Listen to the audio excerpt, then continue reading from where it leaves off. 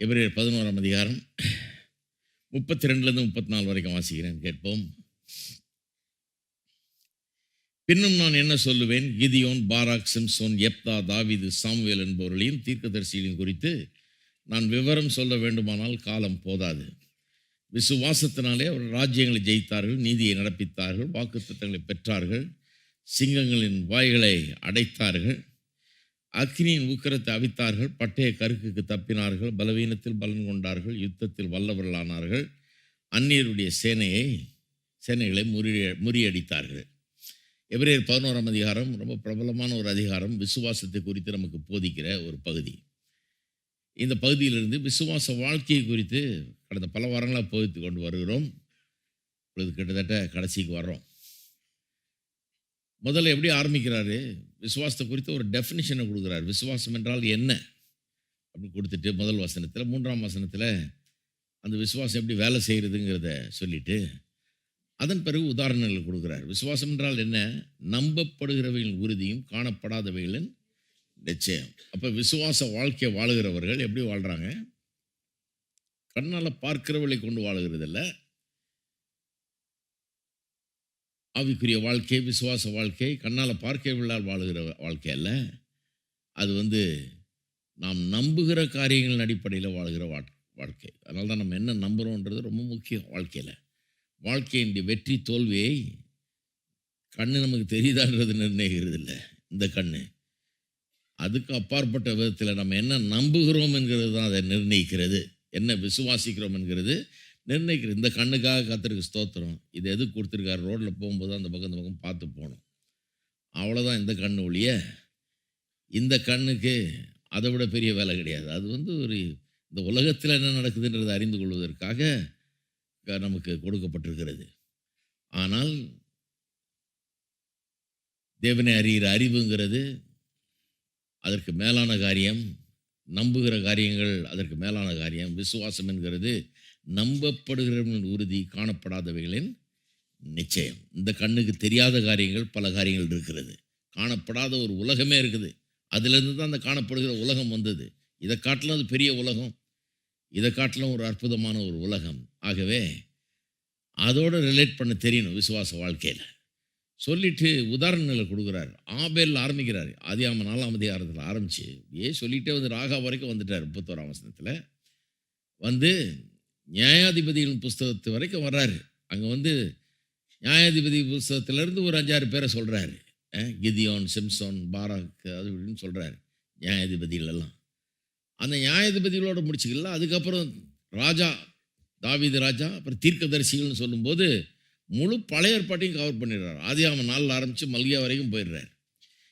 இவளை குறித்தெல்லாம் இந்த இவ்வளோ முழு பழைய ஏற்பாட்டில் இருக்கிற அத்தனை தேவதாசர்களையும் எடுத்து அவருடைய வாழ்க்கையை எடுத்து அவருடைய வாழ்க்கையில் நடந்த சம்பவங்கள் எல்லாம் எடுத்து நான் குறிப்பிட்டு விசுவாச வாழ்க்கையை எனக்கு போதிக்க முடியும், காண்பிக்க முடியும். ஆனால் நேரம் போதாது, காலம் போதாது. ஆகவே அப்படி செய்வதற்கு பதிலாக அது ரொம்ப டூலாங்க. விசுவாசத்தின் ஒட்டுமொத்த சாதனைகளை சொல்கிறேன்னு சொல்லிட்டு 9 சாதனைகளை குறிப்பிடுகிறார். அதை பற்றி தான் பேசி வருகிறோம். விசுவாசத்தின் சாதனைகள் என்று கடந்த 4 வாரமாக பேசிட்டு வர்றது 5வது வாரம். விசுவாசத்தின் சாதனைகள் என்னென்ன சாதனையை பார்த்தோம்? ஒவ்வொரு தடவையும் விசுவாசத்தினாலேன்னு போட்டு வாசிக்கணும் பாருங்கள். ஒரு தடவை தான் விசுவாசத்தினாலேன்னு வருது. ஆனால் இன்டெண்டட் என்னன்னா, நோக்கம் என்னென்னா, ஒவ்வொன்றையும் விசுவாசத்தினாலேன்னு தான் நம்ம காண வேண்டும். அப்படி தான் நம்ம அதை பார்க்க வேணும். அதனால் இப்படி வாசிக்கணும். விசுவாசத்தினாலே அவர்கள் ராஜ்யங்களை ஜெயித்தார்கள், விசுவாசத்தினாலே நீதியை நடப்பித்தார்கள், விசுவாசத்தினாலே வாக்குத்தத்தங்களை பெற்றார்கள், விசுவாசத்தினாலே சிங்கங்களின் வாய்களை அடைத்தார்கள், அப்புறம் விசுவாசத்தினாலே அக்கினியின் உக்கிரத்தை அவித்தார்கள். இந்த விசுவாசத்தினாலே அக்கினியின் உக்கிரத்தை அவித்தார்கள் என்பதை தான் போன வாரத்தில் நாம் பார்த்தோம். சென்ற வாரத்தில் நாம் பார்த்தோம். அதை 2 பகுதியாக பார்க்குறோம். ஏன்னா கொஞ்சம் மேட்டர் கொஞ்சம் பெரிய விவகாரம் இது. அதனால் இதை கொஞ்சம் ஆழமாக பார்க்க வேண்டியது இருக்குது. அதனால் போன வாரம் இதை ஆரம்பிக்கும் போது முக்கியமான ஒரு காரியத்தை நான் உங்களுக்கு சொன்னேன். இந்த கதை எப்படி, இந்த சம்பவமே எப்படி இதாகிறது? இந்த ராஜா ஒரு பெரிய சிலையை நிறுவுகிறார். 90 அடி உயரம், 9 அடி அகலம். யார்? இந்த நேபுகாத்நேச்சார்ங்கிற ராஜா. அதை மனசில் வச்சு தான் சொல்கிறாரு இவர். அத வணங்க சொல்லி சொல்றாங்க. வணங்காதவர்கள அக்கினி சூளையில போடுவோம்ன்னு சொல்லி சொல்றாங்க இல்லையா? சொல்லி கடைசியில போட்டாங்க. அதிலிருந்து கர்த்தர் தப்பு வைக்கிறார். அந்த சம்பவத்த மனசுல வச்சு தான் அக்கினியின் உக்கிரத்தை அவித்தார்கள்னு வருது. அப்ப அந்த அவ்வளோ பெரிய சிலை 90 அடின்னா ரொம்ப பெரிய சிலை. 9 அடி அகலம். இந்த சிலையை ஏன் நிறுவினார் என்பதற்கு காரணங்களே சொன்னேன். கொஞ்சம் பேக்ரவுண்டு சொன்னேன் நானு. பேக்ரவுண்ட் ரொம்ப முக்கியம் பாருங்க. அப்படியே வசனம் என்ன சொல்லுதுன்றத அப்படியே விளங்க வைக்கும் நமக்கு. இந்த பேக்ரவுண்டு சொல்லப்ப நான் சொன்னேன் உங்களுக்கு, அது ஒரு multi cultural, multi ethnic, multi religious சொசைட்டியா இருந்தது. ஒரு காஸ்மோபாலிட்டன் சிட்டின்னு சொல்லலாம். அப்படின்னா பல்வேறு ஜாதி ஜனங்கள், மொழி பேசுபவர்கள், தெய்வங்களை வணங்குகிறவர்கள் அங்கே வசித்து வந்தார்கள். பல்வேறு மத நம்பிக்கை உள்ளவர்கள்லாம் அங்கே வசித்து வந்தார்கள். அப்ப அப்படி இருக்கும்போது கொஞ்சம் ஜாக்கிரதையா இருக்கணும். ஏன்னா சண்டை வர்றதுக்கு அங்கே வாய்ப்புகள் இருக்கிறது. அங்கே பலவிதமான போராட்டங்கள் வர்றதுக்கு வாய்ப்பு இருக்கு. ஏன்னா வித்தியாசங்கள் இருக்கும்போது ரொம்ப ஜாக்கிரதையா இருக்கணும். இந்த வித்தியாசங்களை வச்சே அடிச்சுக்குவாங்க. ஆகவே இந்த இந்த பட்டணத்திலே பல்வேறு தரப்பினர் வந்திருக்கிறாங்க. ஏன்னா இவங்க வந்து பெரிய ஒரு சூப்பர் பவர் அது அந்த காலத்துல பாபிலோன். அந்த ராஜாவுக்கு எல்லாம் பயப்படுறாங்க. எல்லாரும் கப்பம் கட்டுறாங்க. அநேக ராஜ்யங்களை கைப்பற்றி அங்கிருந்தெல்லாம் சிறைப்படுத்தி ஜனங்களை கொண்டு வந்து இங்க தனக்கு பிரயோஜனமானவர்கள்லாம் கொண்டு வந்து இங்க வச்சிருக்கிறாரு இந்த ஆளு. இந்த ஆள் என்ன பண்ணாரு? நேபுகாத்நேச்சார் அந்த ஜெருசலேம் பட்டணத்துக்கு போய் அந்த எருசலேம் பட்டணத்தை பாழாக்கி, அந்த தேவாலயத்தெல்லாம் பாழாக்கி, அதில் உள்ள பொருள்கள்லாம் எடுத்துக்கொண்டு சூறையாடி பட்டணத்தை சுட்டெரித்து இந்த மாதிரி அநியாயம் பண்ணி அக்கிரமம் பண்ணி அங்கே இருக்கிற யூத மக்கள்ல மிகச்சிறந்த ப்ரொஃபஷனல்ஸ், நல்ல எஜுகேட்டட் ப்ரொஃபஷனல்ஸை கூப்பிட்டு வந்துடுறாரு. ஏன்னா தனக்கு பயன்படுத்தி கொள்ளலான்னு கொண்டு வந்து பாபிலோனில் வச்சிருக்காரு. அப்போ அந்த ப்ரொஃபஷனல்ஸில் இருந்தவர்கள் தான் 4 பேர். தானியேல், ஷாத்ராக், மேஷாக், ஆபேத்நேகோங்கிற 4 பேர். அந்த ஊருக்குள்ளே போகக்கூட கூடாது, கலந்து கொள்ளக்கூட கூடாது அப்படின்னு வெறுப்பில் உட்காந்துருக்கிறாங்க. வந்து பாபிலோனுக்கு வெளியே கூடாரம் போட்டுட்டு உட்காந்துட்டு இருக்காங்க. எப்படி தான் நம்ம இங்கே வாழ போகிறோமோ, எப்போ திரும்ப அனுப்ப போகிறாங்க நம்மளை, நம்ம ஊரை பார்ப்போமா, தேவாலயத்தை பார்ப்போமான்னு ஏங்கி கொண்டிருக்கிற வேளையில் எருசலேமில் விடப்பட்டிருந்த எரேமியா தீர்க்கதரிசிங்கிறவர் ஒரு கடிதம் எழுதுறார். அவர் என்ன கடிதத்தில் சொல்கிறாரு? நீங்கள் வந்து வீடுகளை கட்டுங்கள், தோட்டங்களை நடுங்கள், தோட்டத்தின் கனிகளை புசியுங்கள், உங்கள் குமாரர் குமாரத்திகளெல்லாம் திருமணம் செய்து வையுங்க, அவங்கெல்லாம் பிள்ளைகளை பெற்றுக்கொள்ளட்டும், நீங்கள் குறுகாமல் பெருகுங்கள் அப்படின்னு சொல்லிட்டு இன்னும் முக்கியமான ஒன்று சொல்கிறாரு. கர்த்தர் உங்களை கொண்டு போய் வச்சிருக்காரு இந்த பாபிலோன் என்கிற நகரம். இந்த நகரத்தின் நலனுக்காக நீங்கள் பிரார்த்தனை பண்ணுங்கள், ஜெபியுங்கள். ஏன்னா அந்த நகரம் நல்லா இருந்ததுன்னா, அது சமாதானமாய் செழிப்பாய் ஆசீர்வாதமாக இருந்ததுன்னா நீங்களும் நல்லா இருப்பீங்க. அதனால் ஜெபிங்கன்னு சொல்லி அங்கேருந்து லெட்டர் எழுதுகிறார். அந்த லெட்டரை உங்களுக்கு வாசிக்கிறாங்க. அந்த லெட்டரை காமிச்சேன் உங்களுக்கு. எரேமியா 29ஆம் அதிகாரம் 4 முதல் 7 வசனங்களில் அந்த லெட்டர் இருக்குது. அந்த லெட்டரை இந்த சிறைபிடித்து கொண்டு வரப்பட்டவர்களுக்கு வாசித்து காமிக்கிறாங்க. அதை கேட்ட 4 பேரில் 4 பேர் இவங்க. அந்த கூட்டத்தில் இருந்தவர்களில் இந்த 4 பேர் இருக்கிறாங்க.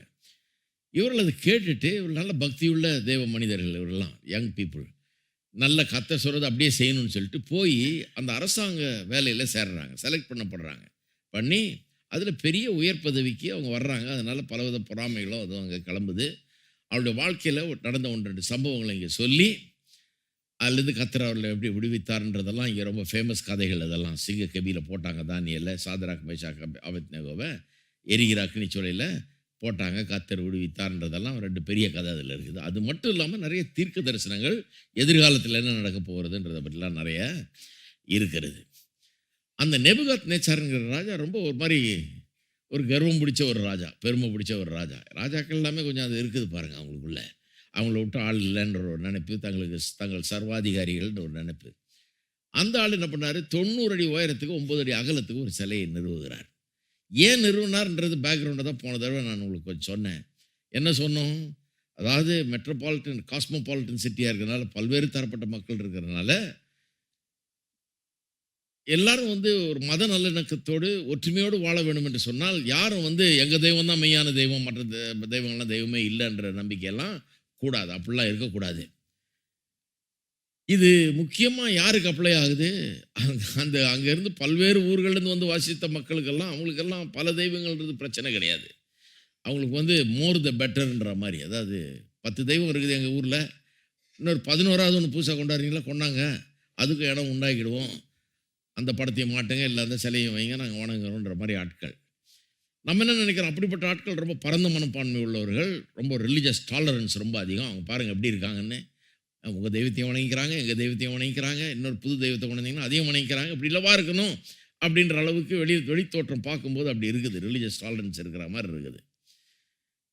ஆனா ஒரே தெய்வத்தை வணங்குகிறவங்க, இது ஒரே மெய்யான தெய்வம்ன்ற கொள்கை உடையவர்கள் அந்த காலத்துல வெறும் யூதர்கள் மட்டும்தான் இருந்தார்கள். அந்த ஒரு குரூப் தான். இன்னைக்கு 3 மதங்கள் இருக்கிறது. அன்றைக்கு அந்த ஒரு குரூப் தான் இருந்தாங்க. அவர்கள் அங்க இருந்தாங்க. அது முக்கியமான குரூப் அங்க இருந்தவர்கள் இல்ல.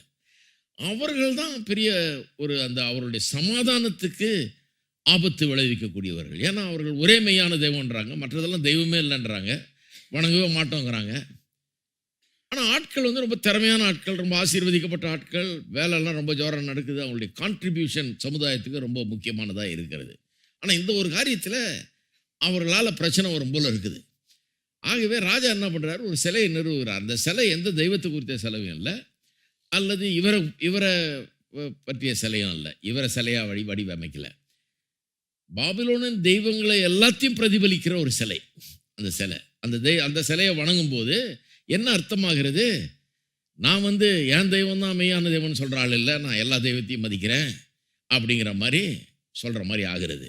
அதை நிறுவி வைக்கிறாரு. முக்கியமா இந்த யூதர்களை வணங்க வைக்கணும். அதுதான் அங்கே. மற்றவர்களுக்கு அது பிரச்சனையே கிடையாது, மற்றவங்களாம் வணங்கிட்டு போயிடுவாங்க. இவங்க தான் வணங்க மாட்டேன்னு நிற்கிறவங்க.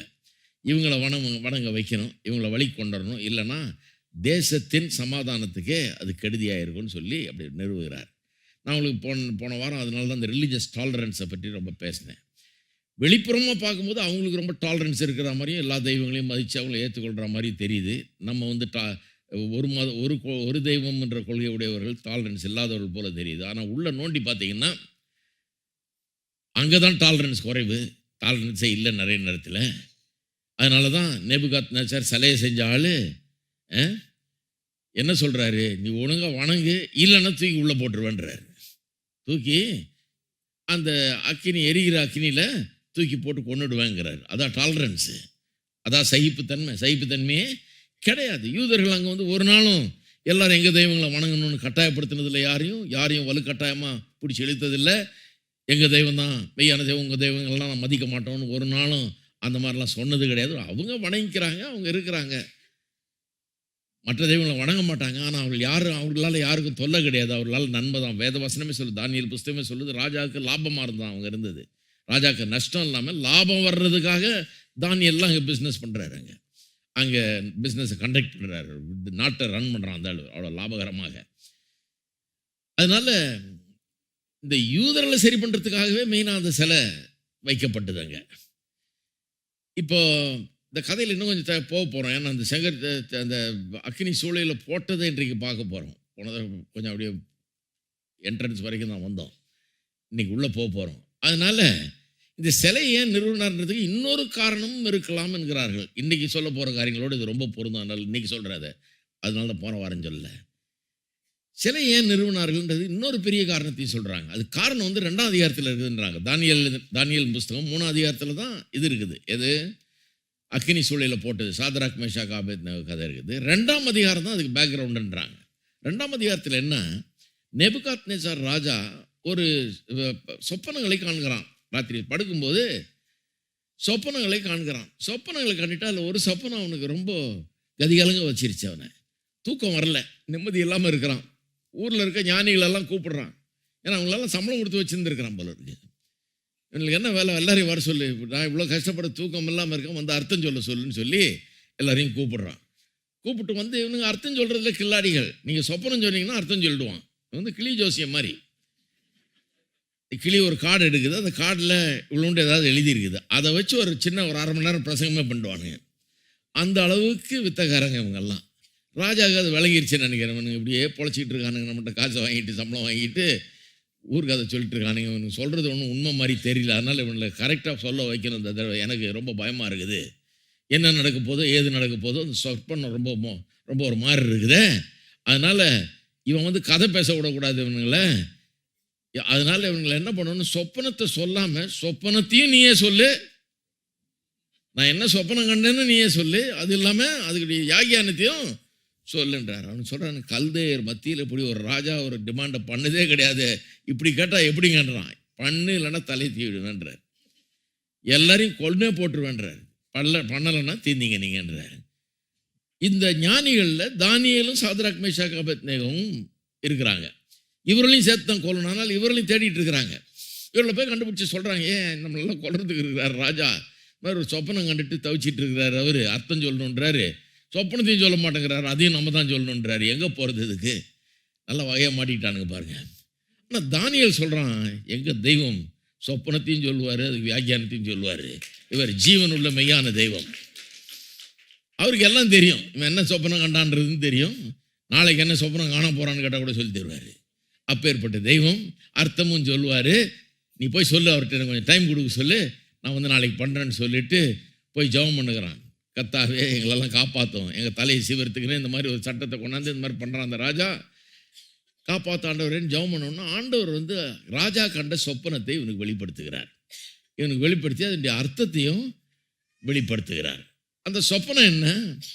அந்த சொப்பனத்தில் அவன் பெரிய ஒரு சிலையை கண்டான். அந்த சிலைக்கும் இப்போ கட்டின சிலைக்கும் சம்பந்தம் இருக்குது, அதனால தான் இதுக்கு வரேன் நான். சொப்பனத்தில் கண்டதே என்ன? சிலை. அந்த சிலையில் தலைபாகம் வந்து முழுவதும் பொன்னினால் செய்யப்பட்டது. தலை வந்து பொன்னினால் செய்யப்பட்டது. தோளும் கைகளும் வந்து வெள்ளியினால் செய்யப்பட்டது. வயிறு தொடைப்பகுதிகள் மிடில் போர்ஷன் வந்து வெண்கலத்தினால் செய்யப்பட்டது. கால்கள் பாதங்கள் வந்து இரும்பினாலும் மண்ணினாலும் செய்யப்பட்டது. 4 விதமாக இருக்குது.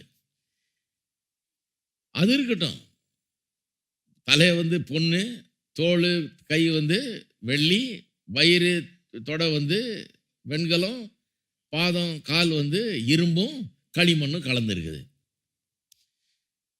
அந்த சிலை பார்க்குறான் சொப்பனத்தில். பார்த்துக்கிட்டே இருக்கும்போது மலையிலேருந்து ஒரு கல், பெரிய கல் உருண்டு வருது. இதுதான் அவனுக்கு ரொம்ப கஷ்டமாயிடுச்சு. உருண்டு வந்து இந்த சிலையை அடித்து நொறுக்கி பதரை போல் ஆக்கிடுச்சான். அப்படியே தூள் தூளாகிடுச்சான். சிலை இருந்த இடமே தெரியல. ஆக்கி அந்த பதர் தூள் தூள் ஆனதெல்லாம் குவியும் போது பூமி எங்கும் பரவத்தக்கதாக ஒரு பெரிய மலையே உண்டாயிடுச்சான் இந்த சிலையிலேருந்து. அவ்வளோ பெரிய சிலை. அதை நொறுக்கி, எவ்வளோ பெரிய சிலையாக இருந்திருக்கும் பாருங்க, அதை நொறுக்கி அந்த நொறுக்கிற அந்த தூள் மலை உண்டானது பூமியே கவர் பண்ணுற அளவுக்கு இருக்குதான். இதை பார்த்தோன்னே அந்த ராஜாவுக்கு தூக்கமே வரல. என்னடா இது, ஏதோ விகற்பமாக நடக்க போகுது போல இருக்கு அப்படின்னு சொல்லி இருக்கிறான். தானியேல் அதனுடைய அர்த்தத்தை சொல்கிறான். ராஜா வந்து வருங்காலம் எப்படி இருக்குமோன்னு சொல்கிற கவலையில் தூங்கி இருக்கிறான். தூங்கும்போது கர்த்தர் வருங்காலத்தை குறித்த சில காரியங்களை அவனுக்கு வெளிப்படுத்துகிறார். இந்த சொப்பனத்தினுடைய வியாக்கியானம் வந்து அப்படியே நிறைவேறி இருக்குது. சரித்திரபூர்வமாக ஏற்கனவே நிறைவேறி இருக்குது. அப்போ தானியேல் சொப்பனத்தை சொன்னது மட்டும் இல்லை, அதனுடைய அர்த்தம் என்ன?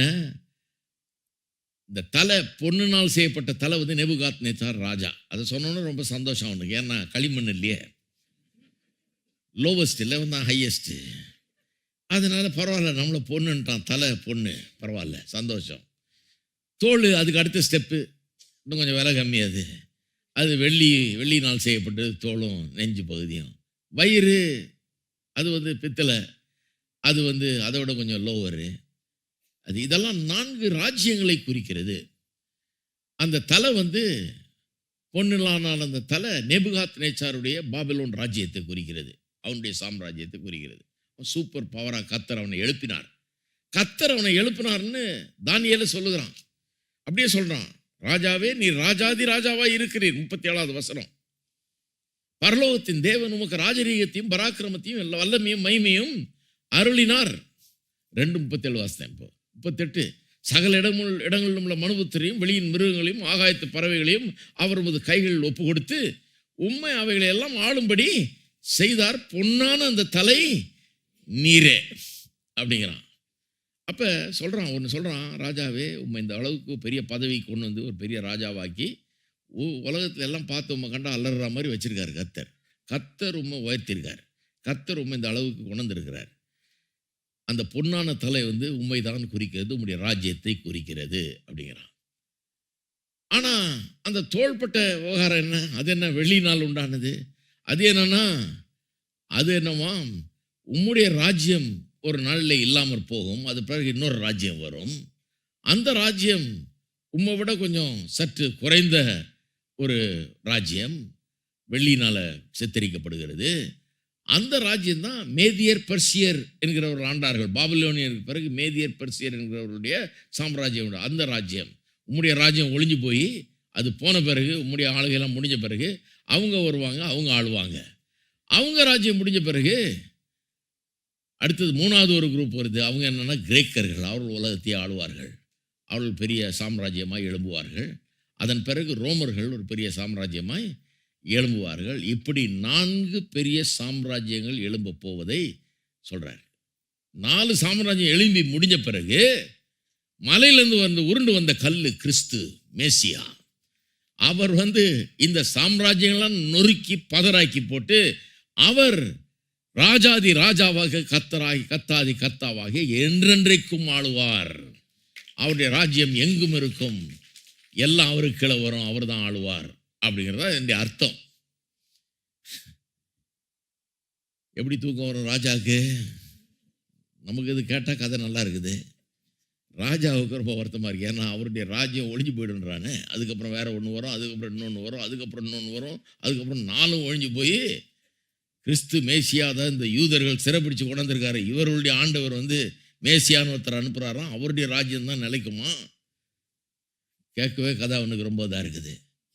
தூக்கம் வரல. அவன் என்ன பண்ணுறான்? இல்லை என் ராஜ்யம் ஒழியாது, என் ராஜ்யம் என்னன்னைக்கு நிலச்சி நிற்கும் அப்படிங்கிற ஒரு வெறி அவனுக்குள்ள. இவன் என்ன சொல்கிறது? இந்த யூதருடைய ஆண்டவர் கடவுள் என்ன நமக்கு சொல்கிறது? நம்ம ராஜ்யம் ஒழிஞ்சு போயிடும், அதுக்கப்புறம் இன்னொரு ராஜ்யம் வரும், இன்னொரு ராஜ்யம் வரும், இன்னொரு ராஜ்யம் வரும், அப்புறம் எல்லாம் ஒழியும், அவர் தான் ஆழ்வார்னு. இவர் என்ன சொல்கிறது? நான் தான் அந்த உலகத்திலே நீங்கள் நம்பர் 1 கிங்கு, நான் சொல்கிறேன் என் ராஜ்யம் தான் கடைசி வரைக்கும் நிற்கும் அப்படின்னு சொல்லி அதை பிரதிபலிப்பதற்காக தான் அவனுக்கு ஒரே பித்தே பிடிச்சிருச்சு பாருங்க. அதை சொல்லணும், அதை அறிவிக்கணும் உலகத்துக்கு, அதை ஸ்தாபிக்கணும். இதுதான் உண்மை, என் ராஜ்யம் தான் நிலைச்சு நிற்கும்ன்றத சொல்லணும் ஒரு வெறி உள்ள. ஏன்னா அவர் சொல்லிட்டாரு உன் ராஜ்யம் நிற்காதுன்ட்டாரு, இது போயிடும்ட்டாரு. அதுக்கு பிறகு 3 ராஜ்யம் வரும், அதுவும் நிற்காதுன்ட்டாரு. இல்லை என் ராஜ்யம் தான் நிற்கும்ன்றத ஸ்தாபிக்க வேண்டும் என்று சொல்லி அந்த வெறியில தான் அவ்வளோ பெரிய சிலையை உண்டாக்குறான். பொன்னினாலான சிலை, உச்சந்தலையிலேருந்து உள்ளங்கால் வரை பொன்னினால் உண்டாக்குறான். சொப்பனம் எப்படி வந்தது? தலை மட்டும்தான் பொண்ணு.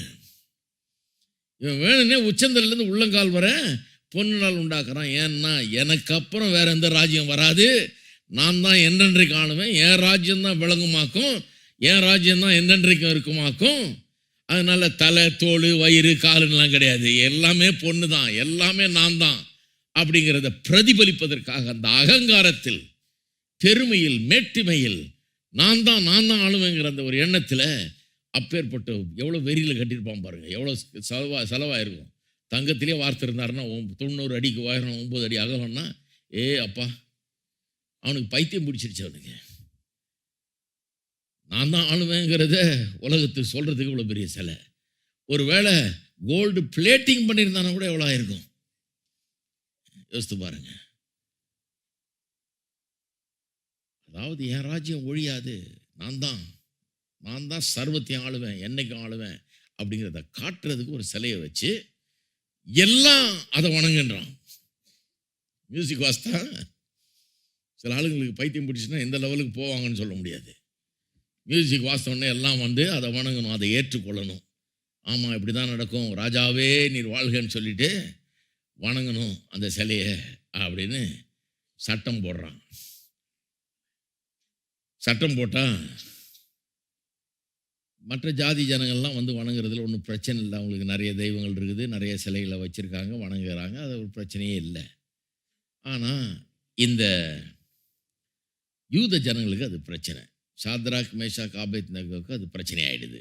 அடுத்த அதிகாரத்தில் இந்த சாத்ராக் மேஷாக் ஆபேத்நேகோ கதை வரும்போது தானியேலை காணும். தானியேல் இந்த சொப்பனத்தை சொன்னதுலேருந்து போயிட்டார். அவர் எங்கேயோ வேறு ஊருக்கு போயிருப்பாருன்னு நினைக்கிறேன். கொஞ்சம் தூரமாக இது நடக்கும்போது, இந்த பைத்தியகாரத்தனெல்லாம் நடக்கும்போது அங்கே இல்லை போல இருக்கு. ஏன்னா அவர் பேர் இங்கே வரல. இவங்க 3 பேர் தான் இப்போ இங்கே இருக்கிறாங்க. இதில் பேர் ரொம்ப அற்புதமான கதை பாருங்கள். இது கிறிஸ்தவர்களுக்கு நிறைய பாடம் இருக்குது. சிலர் சொல்கிறாங்க, என்னையா பழைய புஸ்தகம், இந்த பைபிள் இவ்வளோ பெரிய பைபிளை வச்சுக்கிட்டு பழைய பிரசங்கம் பண்ணிகிட்டு இருக்கிறீங்க, எப்போ எழுதின பைபிள் அதை வச்சு இப்போ பிரசங்கம் பண்ண அப்படின்னு. இல்லை, இது 2020ஆம் வருஷ பைபிள். இது அப் டு டேட்டு. இன்னைக்கு அது என்னோடு பேசுகிறது, இன்றைக்கு சூழ்நிலைக்கு ஏற்ற மாதிரி பேசுகிறது. ரொம்ப அப் டு டேட்டான விவகாரம் இது பாருங்க. என்ன சொல்லுகிறது? ஏற்கனவே இதை சொன்ன, இப்போ சொன்னேன், கொஞ்சம் வசனம் தான் வாசித்தேன், கொஞ்சம் தான் சொன்னேன் உங்களுக்கு. அதிலிருந்தே என்ன சொல்லுகிறது? இந்த உலகத்தில் இருக்கிற அத்தனை ராஜாக்களையும் ஆளுகிறவர்களையும் ஏற்படுத்துகிறவர் நம்முடைய கர்த்தராதி கர்த்தர், தேவாதி தேவன். அவர் ராஜாதி ராஜாவாக இருக்கிறார். உலகத்தை பல்வேறு இடங்களில் ஆளுகிறவர்கள் எல்லாரையும் பதவியில் வைத்தவர், ஆள வைத்தவர், அவர்களை உயர்த்தினவர், அந்த உயர்ந்த ஸ்தானத்தில் வைத்திருக்கிறவர்கள், அவர்களுக்கு வல்லமையும் கனத்தையும் கொடுத்தவர் நம்முடைய தேவன் கொடுத்திருக்கிறார். கொடுத்த தேவன் நம்மளுக்கு வேதத்தில் போதிக்கிறார். தான் சொன்ன கிறிஸ்தவர்கள் ரொம்ப எந்த சமுதாயத்தில் வாழ்ந்தாலும் அவர்களால் எந்த பாதிப்பும் இருக்காது, கெட்ட காரியங்கள் நடக்காது, வன்முறைகள்லாம் இருக்காது. ஏன்? நம்ம ஆளுகளுக்காக ஜெபம் பண்ண வேணும், அவர்களுக்காக பிரார்த்தனை பண்ண வேணும். வேதம் சொல்லுது, போதிக்குது.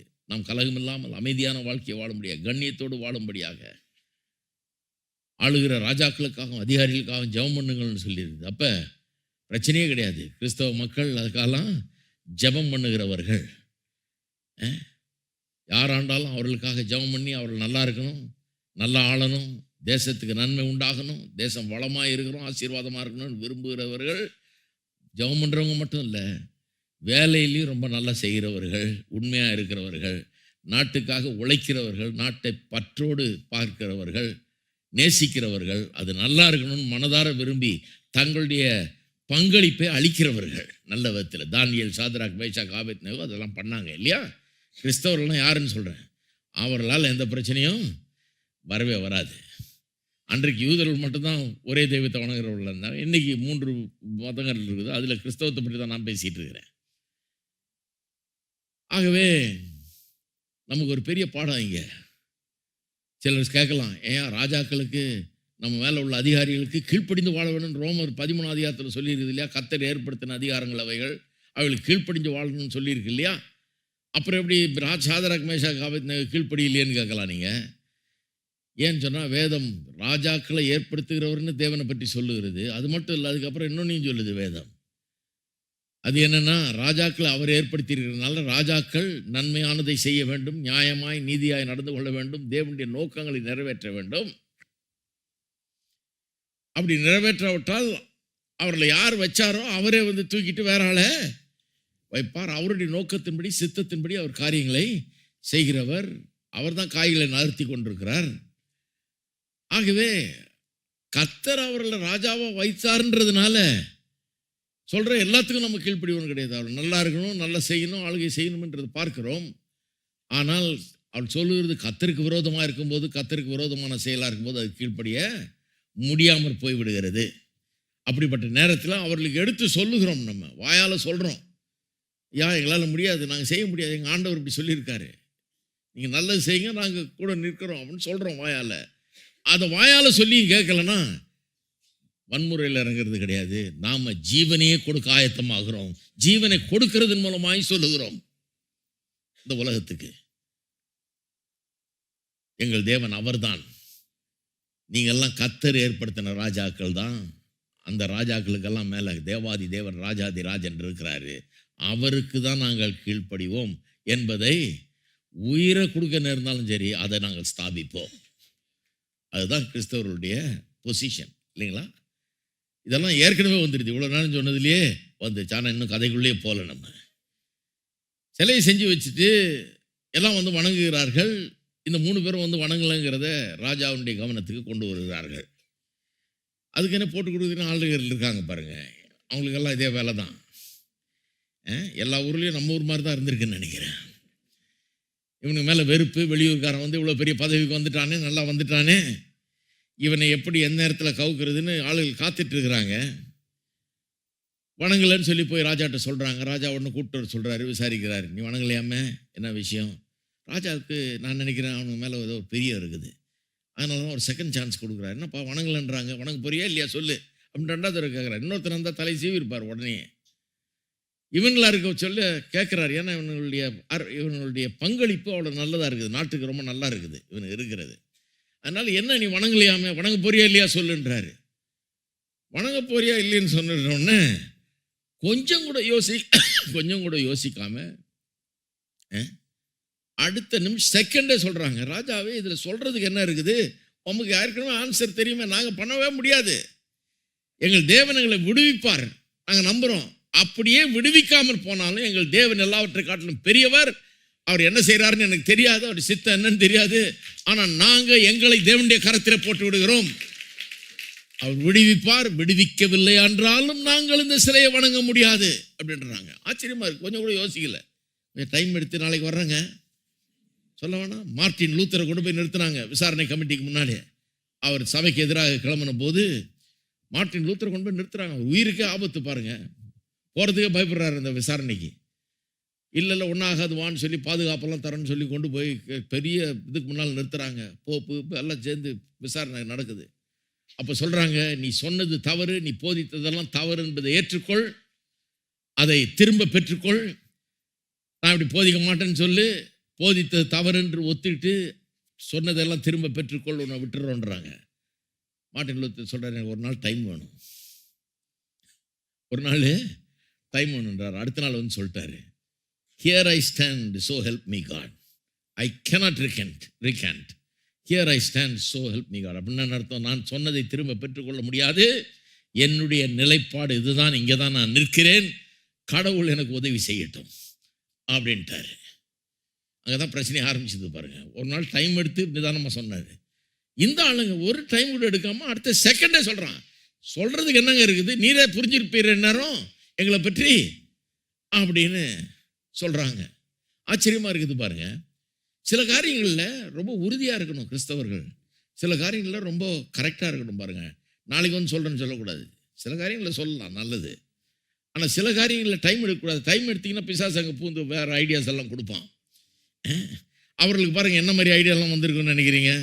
சிலர் சொல்லியிருப்பாங்க, வந்து இவங்களே யோசிக்கலனா கூட சிலர் வந்து சொல்லியிருப்பாங்க, நீங்களாம் நல்ல ஆட்கள், நல்லா சேவை பண்ணுறீங்க, இந்த நாட்டில் நல்லா வேலை செஞ்சுட்டு நல்லா இருந்தீங்க, சாவக்கூடாதுப்பா, நீங்கள் உயிரோடு இருக்கணும், தயவுசெய்து வணங்க மாட்டேன்னு சொல்லிடாதீங்க ராஜா கிட்ட, வணங்கிட்டு போங்களேன், லேசாக போய் தொப்பியை கேட்டு கொஞ்சம் நேரம் நின்றுட்டு டக்குன்னு போட்டுவா, இது என்ன பெரிய இது என்ன பெரியப்பா இதுப்பா, இது என்ன உடனே அட்ஜஸ்ட் பண்ண, உயிரோடு இருக்கிறது முக்கியம் இல்லையா, உன் குடும்பத்துக்கு நீ முக்கியம், உன் தேசத்துக்கு முக்கியம், நீ இருந்தால் தான் உன் செல்வாக்கு இங்கே பயன்படுத்த முடியும், உங்கள் செல்வாக்கு இந்த தேசத்தில் பயன்படணும், நல்லது, அதனால் நீ உயிரோடு இருக்கிறது முக்கியம், அதை யோசித்து பாரு அப்படின்னு 4 பேர் சொல்லியிருப்பான். இன்னும் சிலர் வந்து சொல்லியிருப்பான், ஏன்பா நீ கீழ்ப்படியாமல் நீ பண்ண மாட்டேன்னு சொல்கிறது வந்து நீ நினைக்கிற நான் ஒரே மெய்யான தெய்வத்தை கும்பிடுறேன், ஆகவே நான் வணங்க மாட்டேன்னு சொல்கிறதா நீ நினைக்கிறான். நான் ராஜாவை சேர்ந்தவங்க யாருன்னு தப்பா நினைக்கிறாங்க, அவங்க ஏற்கனவே தப்பாக புரிஞ்சு வச்சுட்டு இருக்காங்க. உன் தெய்வத்துக்காக நீ நிற்கிறன்றது அவங்க நினைக்கல, ராஜாவுடைய கட்டளைக்கு நீ கீழ்ப்படியலன்றது தான் அவங்களுக்கு. அப்போ உன்னை சாகடிக்கும் போது எதுக்காக சாகடிக்கிறாங்க, ஒரே மெய்யான தேவனை நீ வணங்குறங்கிறதுக்காக நீ சாகடிக்கப்படுறல, ராஜாவுடைய கட்டளைக்கு கீழ்ப்படியலன்றதுனால தான் உன்னை சாகடிப்பாங்க. ஆகவே ஜாக்கிரதையாரு, இந்த சின்ன மிஸ் அண்டர்ஸ்டாண்டிங் உயிர் போயிடப்போகுது, வேண்டாம். ஏற்கனவே தப்பாக தான் புரிஞ்சு வச்சுருக்காங்க அவங்க. அதனால் ஒரு 2 செகண்ட் தொப்பியை கழட்டி போட்டுக்கிறது இல்லை, ஒன்றும் இல்லை, வணங்க சொல்கிறாங்க, வணங்கிட்டு போயேன் அப்படின்னு சொல்லியிருப்பாங்க. இன்னும் சிலர் சொல்லியிருப்பாங்க, ராஜா உங்கள் சைடில் தான் இருக்கிறாரு, 2வது சான்ஸ் எவனுக்காவது கொடுத்தாரா, நீ வணங்கலன்னு சொன்னோன்னு கூப்பிட்டு அனுப்பிச்சாரு, திருப்பி கேட்குறாரு வணங்க ஏன் மாட்டியான்னு, ஏன் வணங்கலன்னு கேட்குறாரு, வேறு எவனுக்காவது கேட்டாரா அந்த மாதிரி. ஏன்னா உங்களுடைய சேவையை அவர் விரும்புகிறார், நீங்கள் உயிரோடு இருக்கணும்னு அவரே விரும்புகிற மாதிரி தெரியுது. ஆகவே வீணடிக்காதீர்கள் இந்த தருணத்தை. கொஞ்சம் தூரத்தில் நின்னாவது மனசில் உனக்கு பிடிக்கலனா கூட தலையை மட்டும் கொஞ்சம் இப்படி வணங்கி போட்டுட்டு வந்துடு, அவ்வளோதான் அப்படிங்க சொல்லியிருப்பாங்க. இன்னும் கொஞ்சம் நல்லா பைபிள் படித்தவனாக இருந்தா, தியோலாஜியனாக இருந்தா, பைபிள் படித்த பிசாசு பாருங்க, பிசாசு பற்றி உங்களுக்கு தெரியுமா, அவன் பைபிள் எக்ஸ்பர்ட். அவன் சில சொல்கிறாங்களே சாப்டர் வசனம் கொடுன்றாங்க, பிசாசு கரெக்டாக கொடுப்பான், சாப்டர் வசனம் நம்மளோட ரொம்ப கரெக்டாக, சாப்டரும் வசனம் கரெக்டாக கொடுப்பான். அவன் சொல்லியிருப்பான், பவுல் அப்போஸ்தலனை வாஸ்து பார்ப்பா, அவரே சொல்லியிருக்காரு, விக்கிரகம்ங்கிறது ஐடல் வந்து இட்ஸ் நத்திங் அப்படியே சொல்லியிருக்கு. விக்கிரகங்களுக்கு படைத்தவளை சாப்பிடலாமான்னு கேட்கும்போது சொல்கிறாரு, விக்கிரகமே ஒன்றும் இல்லை, அது இட்ஸ் நத்திங். அப்போ நத்திங் கொன்ற படைச்சா அதனால் எந்த பாதிப்பும் இல்லை, நான் சாப்பிட்றது எனக்கு ஒன்றும் பிரச்சனை இல்லை. அந்த ஏன் சாப்பிட்றது இல்லைன்னா, அதை வணங்கி அப்படிப்பட்ட பின்னணியிலேருந்து வந்த இன்னொரு கிறிஸ்தவன் இருக்கான் இல்லையா, அவன் வந்து சமீபத்தில் வந்தவன், அவன் வந்து வீக்கர் பிரதர், அவன் பலவீனமானவன், அவன் வந்து இடல் அடையக்கூடாதுன்றதுக்காக நான் சாப்பிட்றது இல்லை, அவனுடைய நன்மைக்காக நான் சாப்பிட்றது இல்லை, அவனை நான் அப்செட் பண்ண விரும்பலை அப்படிங்கிறார். அப்போ அதை பயன்படுத்துவாங்க. அவரே சொல்கிறார் நத்திங்னு. இந்த நத்திங்க்கு முன்னால் கொஞ்ச நேரம் தொப்பி கட்டுறது என்ன உனக்கு பிரச்சனை? கொஞ்ச நேரம் வணங்கிட்டு போயேன். இப்படி எல்லாம் நியாயம் சொல்லியிருப்பாங்க. பைபிளை வச்சே நியாயம் சொல்கிற ஆளுகள்லாம் இருக்கிறாங்க. ஆனால் சாத்ராக் மேஷாக் ஆபேத்நேகோவுக்கு நல்லா உறுதியாக நிற்கிறாங்க பாருங்கள். ஏன்னா அவங்களுக்கு வேதத்தில் என்ன சொல்லியிருக்குதுன்னு ரொம்ப தெளிவாக தெரியுது. வேதத்தில் என்ன சொல்லியிருக்குன்றது ரொம்ப தெளிவாக தெரியுது பாருங்கள்.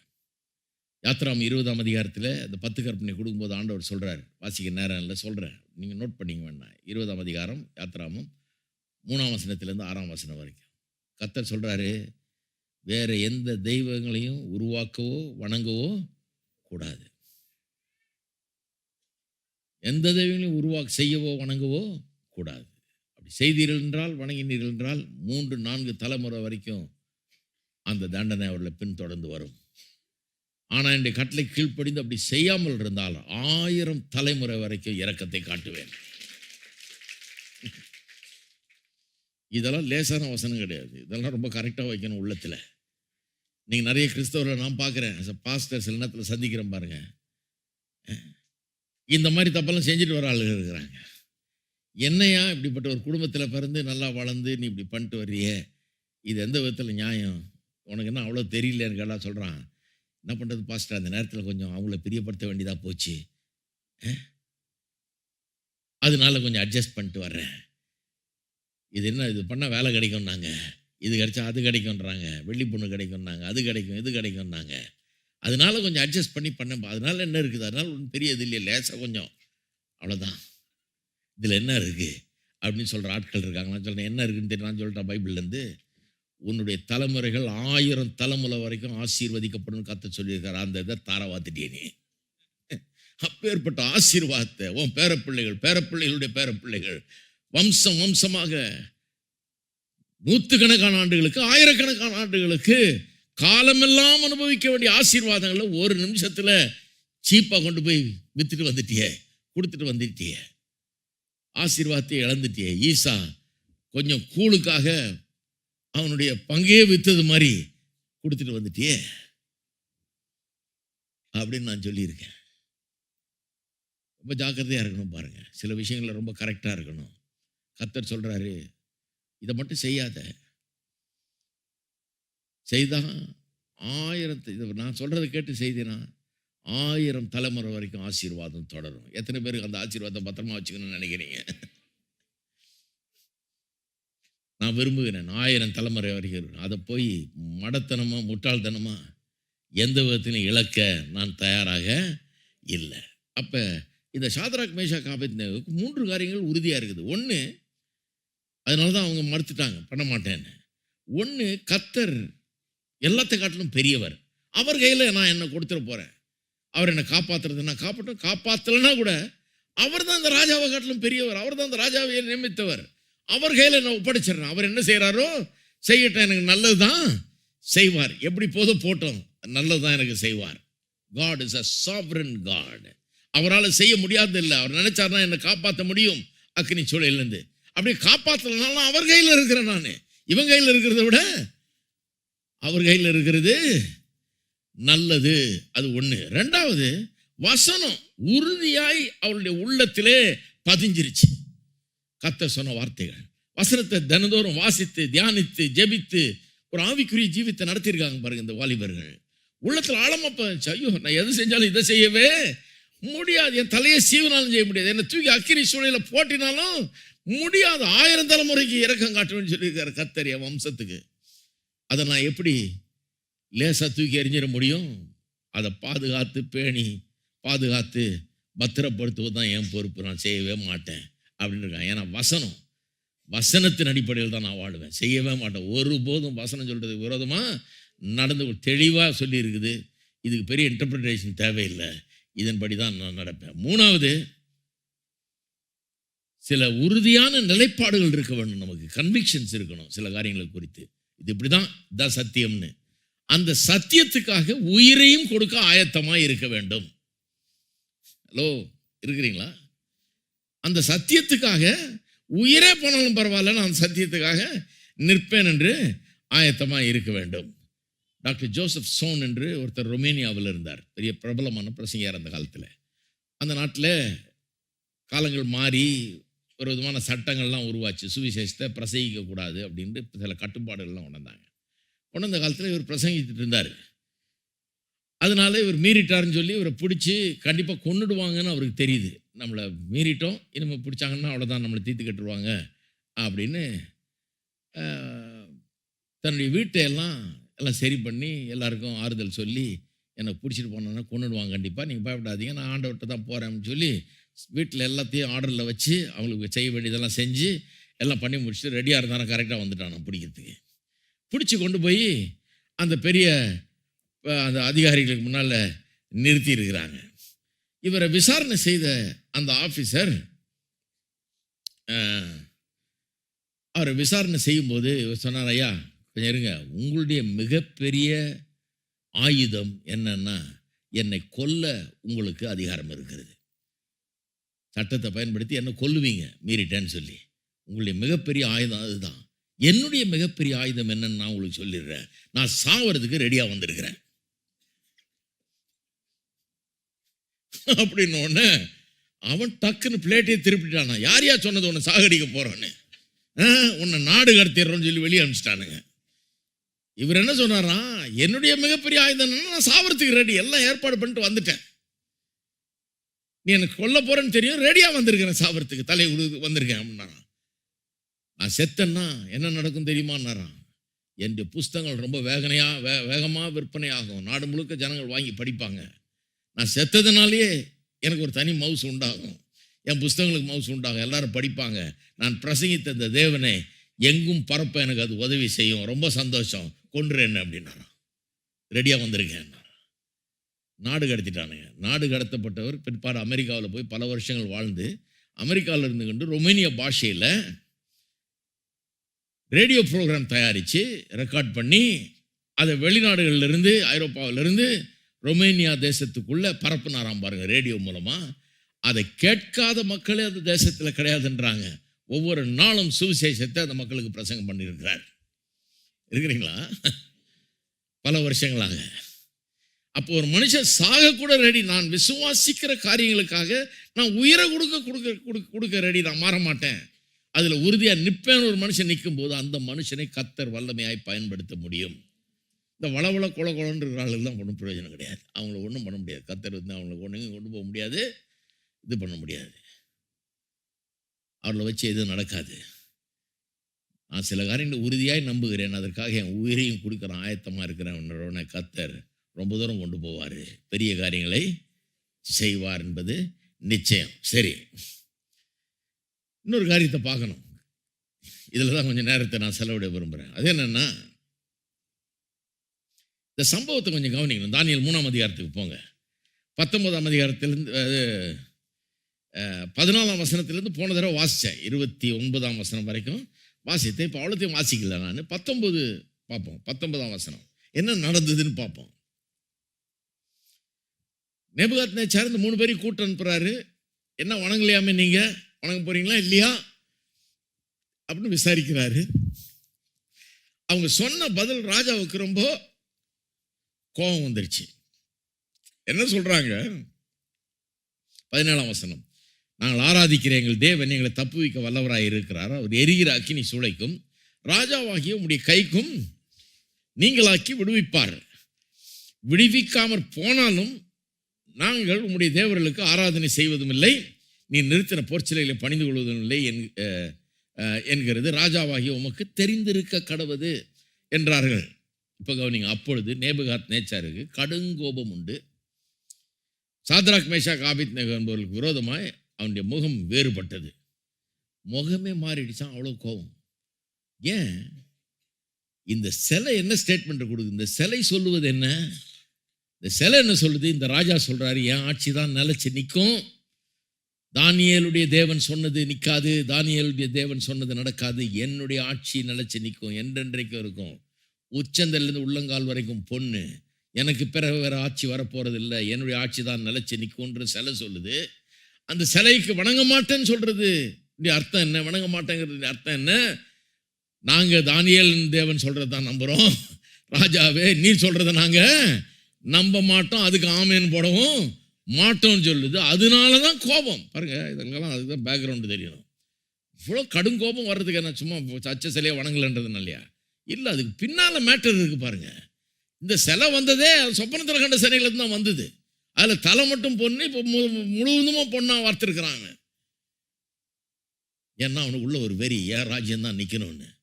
ஆனால் இந்த யூதர்கள் அதை ஏற்றுக்கொள்ள மறுக்கிறார்கள், வணங்க மாட்டேங்கிறான். இதுக்கு நாங்கள் தலை வணங்க மாட்டோம், இது உண்மையல்ல, எங்கள் தேவன் சொன்னதான் நடக்கும் போயான்றாங்க.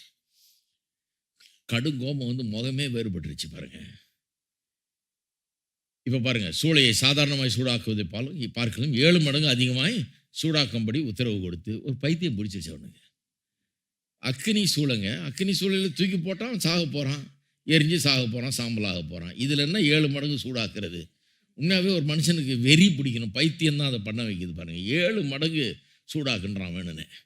7 மடங்கு சூடாக்கி சாத்ராக் மேஷாக் ஆபேத்நேகோ என்பவர்களை எரிகிற அக்கினி சூளையை போடுவதற்கு அவளை கட்டும்படி தன் இராணுவத்தில் பலசாலிகளாகிய புருஷர்களுக்கு கட்டளையிட்டான். இராணுவத்திலேயே ஸ்ட்ராங்கஸ்ட் ஆளுகளை கொண்டு வந்து கட்டுறதை உருப்படியாக கட்டுங்கன்றான். ஏன்னா உள்ள போட்டவொன்னே திமிரி வெளியே வந்து ஏறிகிரி திருப்பி வெளியே வந்துட போகிறான், ஓடி வந்துட போகிறான். கட்டுறதை நல்லா கட்டுன்னு சொல்லி மிலிட்ரியில் இருக்கிற ஆள்லேயே ஸ்ட்ராங்கான ஆள் கொண்டு வந்து நல்லா கட்டுறான். அங்கே போட்டால் அப்படியே குண்டு கட்டால் போட்டால் கிடக்கணும், அப்படியே எரிஞ்சு சாம்பல் ஆகிற வரைக்கும் அப்படியே கிடக்கணும், அப்படி கட்டுறான். கட்டின பிறகு அப்பொழுது அவர்கள் தங்கள் சால்வைகளோடும் நிசார்களோடும் பாகைகளோடும் மற்ற வஸ்திரங்களோடும் கட்டப்பட்டு எரிகிற அக்கினி சூளையின் நடுவில் போடப்பட்டார்கள். இதையே எழுதியிருக்காங்க. ஏன் எழுதியிருக்காங்கன்னா, அப்படி போட மாட்டாங்களாம். இந்த மாதிரி ராஜாவினால் அக்கினி சூளையில் போடுறதா இருந்தால் ஆண்களாக இருந்தால் அவர்களை சுத்தமாக நிர்வாணமாக்கி தான் தூக்கி போடுவார்களாம். இப்படி போட மாட்டாங்களாம். அதனால தான் இதை பர்டிகுலராக குறிப்பிட்டிருக்கிறாங்க. சால்வைகளோடும் நிசார்களோடும் பாகைகளோடும், தலப்பாவோடு காட்டுற நேரம் இல்லை. ஏன்னா அந்த ராஜாவுக்கு அவசரம், தூக்கி போட்டு சீக்கிரம் சாவடி சாவட்டும் அப்படின்னு அந்த வெறி பாருங்க உள்ள அவனுக்கு. ஏன்னா என் ராஜ்யம் நிலைச்சு நிற்கொன்றேன், கேட்க மாட்டேங்கிறானே, ஒத்துக்க மாட்டேங்கிறானே, அதுக்கு வணங்க மாட்டேங்கிறானே அப்படின்னு சொல்லி வெறி மதம் பிடிச்சிருச்சு பாருங்க அவனுக்கு. போட்ட சட்டையோட தலப்பாவோட கழட்டாம எல்லாத்தோட சேர்த்து குண்டு கட்ட தூக்கி உள்ள போடுறாங்க, நல்ல கட்டி உள்ள போடுறாங்க. ராஜாவின் கட்டளை கடுமையாக இருந்தபடினாலும் சூளை மிகவும் சூடாக்கப்பட்டிருந்ததாலும் பாருங்க, கட்டளை கடுமையா. ஏன்னா வெறி அவனுக்கு, இவனை கொல்லணும்னு அவ்வளோ ஒரு எரிச்சல் வந்துருச்சு. அக்கினி ஜுவாலையானது சாத்ராக் மேஷாக் ஆபேத்நேகோ என்பவர்களை தூக்கி கொண்டு போன புருஷரை கொன்று போட்டது. தூக்கி போட போனவங்க சாத்துட்டான், அவ்வளோதான். அவ்வளோ ஹீட்டு தேவையா? அது சிலருக்கு பைத்தியம் பிடிச்சுன்னா ரொம்ப ஓவராக பிடிச்சிடும் பாருங்க. போட போனவனே செத்து போனான். சாத்ராக் மேஷாக் ஆபேத்நேகோன்னு வந்த 3 புருஷரும் கட்டுண்டவர்களாய் எரிகிற அக்கினி சூளையின் நடுவே விழுந்தார்கள். கட்டப்பட்டு அங்கே போய் விழுகிறாங்க. அப்பொழுது ராஜாவாகிய நேபுகாத்நேச்சார் பிரமித்து தீவிரமாக எழுந்திருந்து தன் மந்திரிமார்களை நோக்கி, 3 புருஷரை அல்லவா கட்டுண்டவர்களாக அக்கினியில் போடு வைத்தோம் என்றான். அவர்கள் ராஜாவுக்கு பிரதியுத்தரமாக, ஆம் ராஜாவே என்றார்கள். போட்டுவிட்டு ஏதோ ஒரு கேலரி மாதிரி இருக்கும் போல இருக்கு உட்காந்து வேடிக்கை பார்க்கறதுக்கு. சில ஆளுங்க இந்த மாதிரி ராஜாங்கள்லாம் மனநோயாளிகள் போல இருக்குது. தூக்கி ஒருத்தனை நெருப்பில் போட்டுட்டு உட்காந்து வேடிக்கையாக பார்ப்பாங்க, அவன் எரிஞ்சு சாம்பல் ஆகுறத. அவன் உட்காந்து பார்க்கறதுக்குன்னே ஒரு இது பண்ணி வச்சுருப்பாங்க போல இருக்கு, கேலரி மாதிரி. அதுலேருந்து தூரமாக இருந்துக்கிட்டு பார்க்குறான்.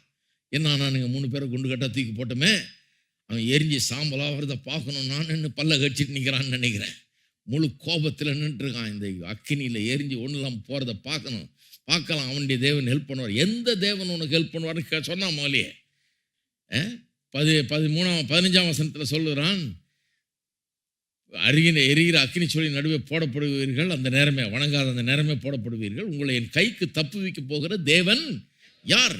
அப்போ இங்கே நடக்கிறது ஒரு பெரிய கான்டெஸ்ட் மாதிரி நடக்குது. உங்கள் தேவன் காப்பாற்றுவாரா பார்க்கலாம், உங்கள் தேவன் பெரியவரா நான் பெரியவரா பார்க்கலாம், எந்த தேவன் உங்களை காப்பாற்றுவார்ன்றான். மேடையில் உட்காந்து பார்க்குறான், மேலே இருந்துக்கிட்டு பார்க்குறான். காப்பாற்றுறாரா அந்த தேவன்? முடியுமா அந்த தேவனால் காப்பாற்ற? நான் எரிஞ்சு சாம்பலாகிறத பார்க்கறதுக்கு ஆசைப்படுறேன்னு உட்காந்துக்கிட்டு பார்த்து கொண்டிருக்கிறான் பாருங்க. கேட்குறான், ஏன் 3 பேரை தானே போட்டோம் அப்படி சந்தேகமாக கேட்குறான். ஆமாங்கிறாங்க. அதுக்கு அவன், இதோ 4 பேர் விடுதலையாய் அக்னி நடுவிலே உலாவுறதை காண்கிறேன். 3 பேரை தானே கட்டி தானே போட்டீங்க? ஆமாம். ஆனால் இப்போ 3 பேரை கட்டி போட்டோம், இப்போ 4 பேர் கட்டப்படாமல் பார்க்கில் நடக்கிற மாதிரி நடந்துட்டு இருக்கிறாங்களேங்க. வார்த்தை அப்படிதான் பயன்படுத்தப்பட்டிருக்குது. உலாவுகிறதா ஸ்ட்ரோல் பண்றது, உலாவுகிறதுன்னு. சும்மா நடந்தாங்கன்னு போடல, ஸ்ட்ரோல் பண்ணிட்டு இருக்கலாம். ஜாலியாக உட்காந்து நடந்து பேசிட்டு இருக்கிறாங்களாம். அக்னி சூளையில் பேசுற இடமா அது. தவிச்சிட்டு இருப்பாங்கன்னு பார்க்குறாங்க, பேசிட்டு இருக்கிறாங்க. ரொம்ப அப்செட் ஆயிட்டான். அவர்களுக்கு ஒரு சேதமும் இல்லை. இப்ப கவனிங்க, இப்பதான் வர்ற விஷயத்துக்கு. 4ஆம் ஆளின் சாயல் தேவ புத்திரனுக்கு ஒப்பா இருக்கிறது. இது சில மொழிபெயர்ல பார்த்தீங்கன்னா is like the likeness of the son of காட்ன்றத கேபிட்டல் லெட்டர்ஸ்ல போட்டிருக்காங்க. எஸ்ஐயும் ஜியும் கேபிட்டல் லெட்டர் போட்டிருக்காங்க. Son of God. அதாவது இந்த எரிகிற அக்னி சூளையிலே அவர்களோடு கூட இந்த 4வது மனுஷன் யாராம்?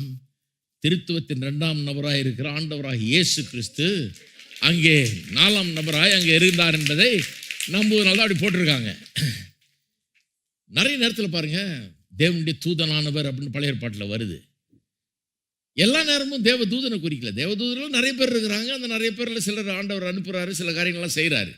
ஆனால் சில நேரங்களில், உதாரணத்துக்கு மோசேயினுடைய வாழ்க்கையில் முட்புதர்லேருந்து தேவதூதனானவர் பேசுகிறார். கிட்ட போறான். கிட்ட போன உடனே அங்க பேசின ஆளை பற்றி சொல்லும் போது இப்ப தேவதூதனானவன் சொல்ல, முதல்ல தேவதூதனானவர்னு 2ஆம் வசனத்துல, யாத்திரா 3ஆம் அதிகாரம் 2ஆம் வசனத்துல தேவதூதரானவர் அவனுக்கு காட்சி அளித்தார்னு போட்டுட்டு, கிட்ட போனோன்னு யார் பேசுறான்னு சொல்றப்ப தேவன் அவரோடு பேசினார், கர்த்தர் அவனோடு பேசினார் இருக்குது. அது மட்டும் இல்ல, அது வெறும் தேவதூதன் இல்லைன்றது எங்க தெரியுது? உன்னுடைய கால்களில் இருக்கிற பாதரட்சி அவிழ்த்து போடு, நீ நிற்கிறது பரிசுத்த இடம் என்று அவனுக்கு சொல்லப்படுகிறது. தேவதூதர்கள் அப்படிலாம் சொல்ல மாட்டாங்க. தேவதூதரெல்லாம் பாருங்க, காட்சி அளிக்கும் போது சிலர் தேவதூதரை பார்த்து மிரண்டு போய் விழுந்து கும்பிடுவான். கும்பிடும் போதெல்லாம் தேவதூதர்கள் சொன்னாங்க, என்ன கும்பிடாதையா, நான் வெறும் தேவதூதன், உனக்கு ஒரு செய்தியை உணர்ந்துருக்கிறேன், என்ன கும்பிடாதன்னு சொல்லுவாங்க. தேவனை மட்டும் கும்பிடு, என்ன கும்பிடாதன்னா சொல்லுவாங்க, பைபிள்லேயே இருக்குது. ஆனால் ஒரு சில இடங்கள்ல, எப்படிப்பட்ட இடங்கள்ல கும்பிடுறதை ஏற்றுக்கொள்ளவும் செய்கிறாங்க.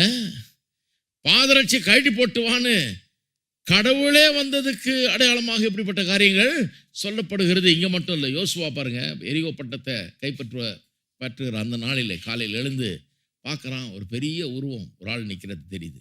பட்டயத்தை உருவினவராய் நிற்கிறார். இவனுக்கு என்னடா இது, இப்படி ஒரு ஆள் வந்து நிற்கிறாருன்னு சொல்லி போய் கேட்குறான், நீங்கள் எங்கள் கட்சியா சார், இல்லை எதிர்கட்சியா? எங்களுக்காக வந்திருக்கிறாள், எதிராளிகளுக்காக வர்றீரா அப்படின்னு கேட்குறான். அதுக்கு அந்த நின்ன ஆள் சொல்கிறாரு, பட்டயத்தை உருவினவர் சொல்கிறாரு, நான் தேவனுடைய இராணுவத்தின் தளபதியாய் வந்திருக்கிறேன், சேனைகளின் அதிபதியாக வந்திருக்கிறேன், தேவனால் அனுப்பப்பட்டு சேனைகளின் அதிபதியாக வந்திருக்கிறேன் அப்படின்றார். உனக்காக யுத்தம் பண்ணுறதுக்காக வந்திருக்கிறேன்ற அர்த்தத்தில் சொல்கிறாரு. ஆனால் அந்த ஆளும் என்ன சொல்கிறாரு, உன்னுடைய பாதரட்சியை கழட்டி போடு, நீ நிற்கிற இடம் பரிசுத்தமானது. அது என்ன இண்டிகேட் பண்ணுது? சாதாரண தேவதூதனோட பேசலை, யாரோட பேசிட்டு இருக்கிற நீ? கத்தாதி கத்தனோடு பேசி கொண்டிருக்கிறாய். அப்படி தேவதூதன் அந்த மாதிரிலாம் சொல்ல மாட்டார், செருப்பு கழட்டு வாங்கலாம், கத்தர் சொல்கிறாரு. இந்த 2 இதுதான் சொன்னேன் நான். நிறைய இருக்குது, போகிறதுக்கு நேரம் இல்லை, ஏன்னா டைவர்ட் ஆகிடுவோம் அதில் போனோம், அது வேறு சப்ஜெக்டு. அந்த மாதிரி அப்பியரன்ஸஸ்க்கு ஒரு பேர் உண்டு, தியாஃபனீஸ்னு பேர். தேவன் காட்சி அளிக்கிற சம்பவங்கள் இது நிறைய இருக்குது பைபிளில். பழைய ஏற்பாட்டில் பல சம்பவங்கள் இப்படி சொல்லப்படுகிறது. கர்த்தருடைய தூதனானவர்னு வருவாங்கலாம், அது ஒரு சாதாரண தேவதூதனை குறிக்கல, ஒரு குறிப்பிட்ட திருத்துவத்தின் 2வது நபரை குறிக்கிறது என்று சொல்லுகிறார்கள். அப்படி நம்புவதால தான் சில மொழிபெயர்ப்புகள், ஆங்கில மொழிபெயர்ப்புகளில் சன் ஆஃப் காட் என்று சொல்லி இங்கே அப்படியே போட்டாங்க, கேபிட்டல் லெட்டர்ஸ்லேயே போட்டுட்டாங்க. அப்போ நான் சொல்லுகிறேன், நேபுகாத்நேசார் என்கிற இந்த அவிஸ்வாசிக்கு, கர்த்தரை மதிக்காதவனுக்கு, அகங்காரம் பிடிச்சவனுக்கு தெரியுது இங்கே நடக்கிறது லேசான காரியம் இல்லை. இந்த 3 பேர் சாதாரண மனுஷர்கள், இந்த 4வது ஆள் சாதாரண மனுஷன் கிடையாது. அவனுடைய சாயல் தேவனுடைய புத்திரருக்கு ஒப்பாக இருக்கிறது, தேவகுமாரன் மாதிரி இருக்குது, ஆளே வித்தியாசமா இருக்குது. அந்த ஆள் அங்கே வந்ததுனால தான் இவங்கெல்லாம் உலாத்திட்டு இருக்கிற மாதிரி தெரியுதுங்க. அந்த இடமே மாறி போச்சு, அந்த இதே மாறி போச்சு அப்படின்னு சொல்லி அவன் சொல்லுகிறான் இல்லையா?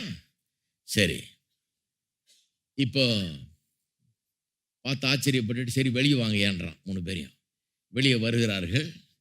வெளியே வந்த உடனே கம்ப்ளீட் மெடிக்கல் செக்கப், என்ன ஆச்சுன்னு. முடி கூட ஒன்று கூட கருகலை, அந்த அக்னியின் வாசனை கூட இல்லை, எந்த காயமும் கிடையாது, ஒன்றும் கிடையாது, பர்ஃபெக்டாக இருக்கிறாங்க. ஒரு சின்ன சிராய்ப்பு கூட கிடையாது, ஒன்றும் கிடையாது. தூக்கி போட்டதுக்கும் அக்னியில் கடந்ததுக்கும் ஒரு அக்னியின் அந்த வாசனை கூட அவர்கள் மீது இல்லை. ராஜாவே வழிக்கு வர்றான். வழிக்கு வந்து கடைசி 29ஆம் வசனத்தில் இப்படி சொல்லுகிறான், அதலால் ஷாத்ராக் மேஷாக் ஆபேத்நேகோ என்பவருடைய தேவனுக்கு விரோதமாக, இப்போ இந்த தேவன் தான் மெய்யான தேவன் இவனுக்கே அங்கீகரிக்கிறான். இவ்வளோ கடினமான ஆளுக்கு கூட விளங்கிடுச்சு. சொல்லுகிறான், தேவனுக்கு விரோதமாக தூஷண வார்த்தைகளை சொல்லுகிற எந்த ஜனத்தானும் எந்த ஜாதியானும் எந்த பாஷைக்காரனும் துண்டித்து போடப்படுவான், அவன் வீடு எருக்களமாக்கப்படும். பாருங்க, எதுக்கு எடுத்தாலும் இதை சொல்றான்.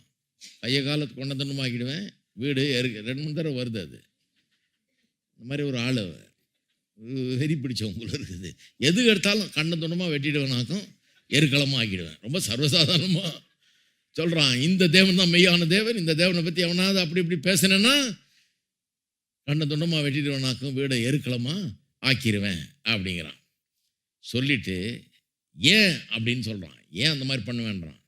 சொல்லுகிறான், இவ்விதமாய் ரட்சிக்கத்தக்க தேவன் வேறொருவரும் இல்லை. அவன் வாயாலேயே வர வைக்கிறார் கர்த்தர், அவன் வாயாலேயே வர வைக்கிறார். இதில் கொஞ்ச நேரம் பிரசங்கம் பண்ணுறான் நான், ஏன் அவனே பிரசங்கத்துக்கு கொடுத்துட்டான் நிறைய மேட்ரு நமக்கு. இவ்விதமாய் ரட்சிக்கத்தக்க தேவன் வேறொருவரும் இல்லை. ஆங்கிலத்தில் ஒரு மொழிபெயர்ப்பு ரொம்ப அருமையாக சொல்லுது, there is no God that saves like this God. இந்த தேவன் ரட்சிக்கிறது போல ரட்சிக்கிற வேறொரு தேவன் உலகத்திலேயே கிடையாது. இவரை போல ஒரு தேவன் இல்லை, இப்படி ரட்சிக்கிற ஒரு இல்லை. அவர் ரட்சித்த விதத்தை பற்றி சொல்லுகிறார். அதை கொஞ்சம் கவனிங்க. எப்படி ரட்சிக்கிறார், எப்படி ரட்சித்திருக்கலாம் நீங்க கேட்கலாம். ஏயா அவனை தூக்கி இந்த 3 பேரையும் தூக்கி உள்ள போட்டான்ல, கட்டினான்ல, அப்பவே ரட்சித்திருக்கலாமே, போடாம பண்ணிருக்கலாமே. அங்க போடுறதுக்கு வந்து அந்த ராணுவ வீரர்கள் எல்லாரையும் குருடாக்கி முடமாக்கி என்ன மாதிரி ஆக்கி அவன் தூக்கி போடாதபடி பண்ணிடலாமே. அந்த ராஜாவே கொண்டு இருக்கலாமா அன்னைக்கு கர்த்தர். எல்லாம் ஸ்தம்பிச்சு போயிருப்பானே, எல்லாம் நின்றுருக்குமே. இந்த நடவடிக்கையே நடந்திருக்காது, இவனை போட்டிருக்க மாட்டாங்களே இவங்களை. கர்த்தர் எப்படியெல்லாம் சேவ் பண்ணிருக்கலாம். ரட்சிக்கணும்னு நினைச்சாருன்னா வானத்திலிருந்து சுலபமாக ரட்சித்திருக்கலாமா. ஒரு சின்ன விரல அசைச்சாலே போதும், இவனுங்கெல்லாம் ஒன்றும் இல்லாம ஆயிடுவானுங்க. ரட்சித்திருக்கலாமே. ஆனால் ஏன் இந்த கடவுள் தன்னுடைய சொந்த குமாரனை அனுப்பி இந்த அக்னிக்குள்ள புக வச்சு அந்த அக்னியில வந்து உலாவ வச்சு வேடிக்கை காட்டி அப்படி ரட்சிக்கிறார்? ஏன் போட விட்டார்? ஏன் அவர்கள் அக்னியில போடப்பட்டார்கள், கட்டப்பட்டார்கள், தூக்கி எறியப்பட்டார்கள்? அங்க வந்து ஏன் காட்சி அளிக்கிறார்? அங்க வந்து ஏன் உலாவுறார்? பழைய பாட்டை படிக்கும்போது ரொம்ப ஜாகிரதையா இருக்கும் பாருங்க. வெறும் இந்த நடந்த சம்பவத்தை மட்டும் ஹிஸ்டாரிக்கல் ஸ்டோரியாக படிச்சுட்டு விட்டீங்கன்னா ஒன்றும் வராது, அதில் ஒன்றும் கற்றுக்க முடியாது. படிக்கணும், ஏன்னா அது நடந்த சம்பவம். வெறும் அந்த அளவில் பார்க்கக்கூடாது. பாருங்க, சில உதாரணங்கள் சொல்கிறேன், அது எப்படி வியாக்கியானம் பண்ணுறதுன்னு காமிக்கிறேன். ஆதாம் ஏவாள் பாவம் செஞ்சப்போ கர்த்தர் வந்தார் ஏதேன் தோட்டத்துக்கு. அத்தி இலையில் உடைய தச்சு போட்டுட்டு இருக்கிறாங்க. அது எங்கே தாங்கும்? அவமானத்தை மூடுறதுக்கு, நிர்வாணத்தை மூடுறதுக்கு போடு. இலையில தச்சு போட்டு பாருங்க, கிழிஞ்சிரும். அப்போ கர்த்தர் வர்றாரு, ஏப்பா இதான் மூடுற அழகு அப்படின்னு சொல்லி, சரி பாவம் செஞ்சிட்டேன், அவமானம் நிர்வாணம் மூடுறது இப்படி இல்லைப்பா, நான் உனக்கு காமிக்கிறேன்னு சொல்லி ஒரு மிருகத்தை கொண்டு தோலினால் உண்டான ஆடையினால் அவர்களை உடுத்தினார். அது மோர் பர்மனன்ட் ட்ரெஸ்ஸிங் இல்லையா, உடுத்துறார் கர்த்தர். இதுலேருந்து என்ன கற்றுக்கொள்ளலாம்? சிலர்லாம் வந்து ஒரு ஆவிக்குரிய ஒரு உணர்வோடு வசனங்களை வாசிக்கிறது இல்லை, என்ன சொல்ல வருது வேதம்ங்கிறத கவனிக்கிறது இல்லை. வேத வசனம் ஆதியாம் முதல் வெளிப்படுத்தல் வரை கடைசி வரை மீட்பின் கண்ணோட்டத்திலே தான் வாசிக்கப்படும். You must read it in the light of redemption. மீட்பின் கண்ணோட்டத்தில் தான் வாசிக்கணும், இல்லைன்னா பிரயோஜனமே கிடையாது, உங்களுக்கு பயனே இருக்காது பைபிளை வாசிக்கிறதுல. மீட்பை பற்றி சொல்கிற ஸ்டோரி தான் இது. இல்லைன்னா என்ன ஆகிடும்? இந்த கதையை எப்படி சொல்லுவீங்க? தோல் நாள் ஆட உடைய எங்கள் தேவன் தான் முதல்ல லெதர் ஜாக்கெட் தயாரித்தவர், அவ்வளோதான். எங்க தேவன் தாயா முதல்ல லெதர் ஜாக்கெட்டை கொண்டாந்தவர் ஆக்கும். இவ்வளோதானா வேதம் சொல்லுது? தேவன் அதுக்காக இருக்கிறாரு, லெதர் ஜாக்கெட் தயாரிக்கிற வியாபாரத்தில் இருக்கிறாரு. இதுவா செய்தி? பைபிள் சொல்ற செய்தி கிடையாது. அப்போ பைபிள் என்ன செய்தியை சொல்லுது? வெறும் லெதர் ஜாக்கெட் இல்லைங்க கதை. அங்கே என்ன கதை? ஒரு பாவம் செய்து விட்டான், அவன் நிர்வாணம், அசிங்கப்படுகிறான், நிர்வாணமாகிறான், அவமானப்படுகிறான், மூடிக்கொள்ள வேண்டாம. அதை மூடுறதுக்கு கர்த்தர் நல்ல ஏற்பாடு பண்றாரு. அவன் பண்ண ஏற்பாடு சரி கிடையாது. எப்படி ஏற்பாடு பண்றாரு? இவன் செஞ்ச பாவத்தினால ஒரு பாவமும் செய்யாத ஒரு மிருகம் கொல்லப்படுகிறது. அந்த மிருகத்தினுடைய தோல் இவனுக்கு போர்த்தப்படுகிறது. அந்த தோலை எடுத்து இவனுக்கு போத்தினப்ப ரத்தத்தாலேயே அவனை போத்திட்டாரு. அவன் உடம்பெல்லாம் ரத்தமா இருந்திருக்கும்.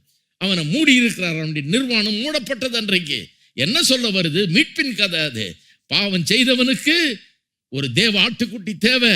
இவன் பாவம் செய்ததுனால ஒரு ஜீவன் அங்கே கொடுக்கப்பட வேணும்.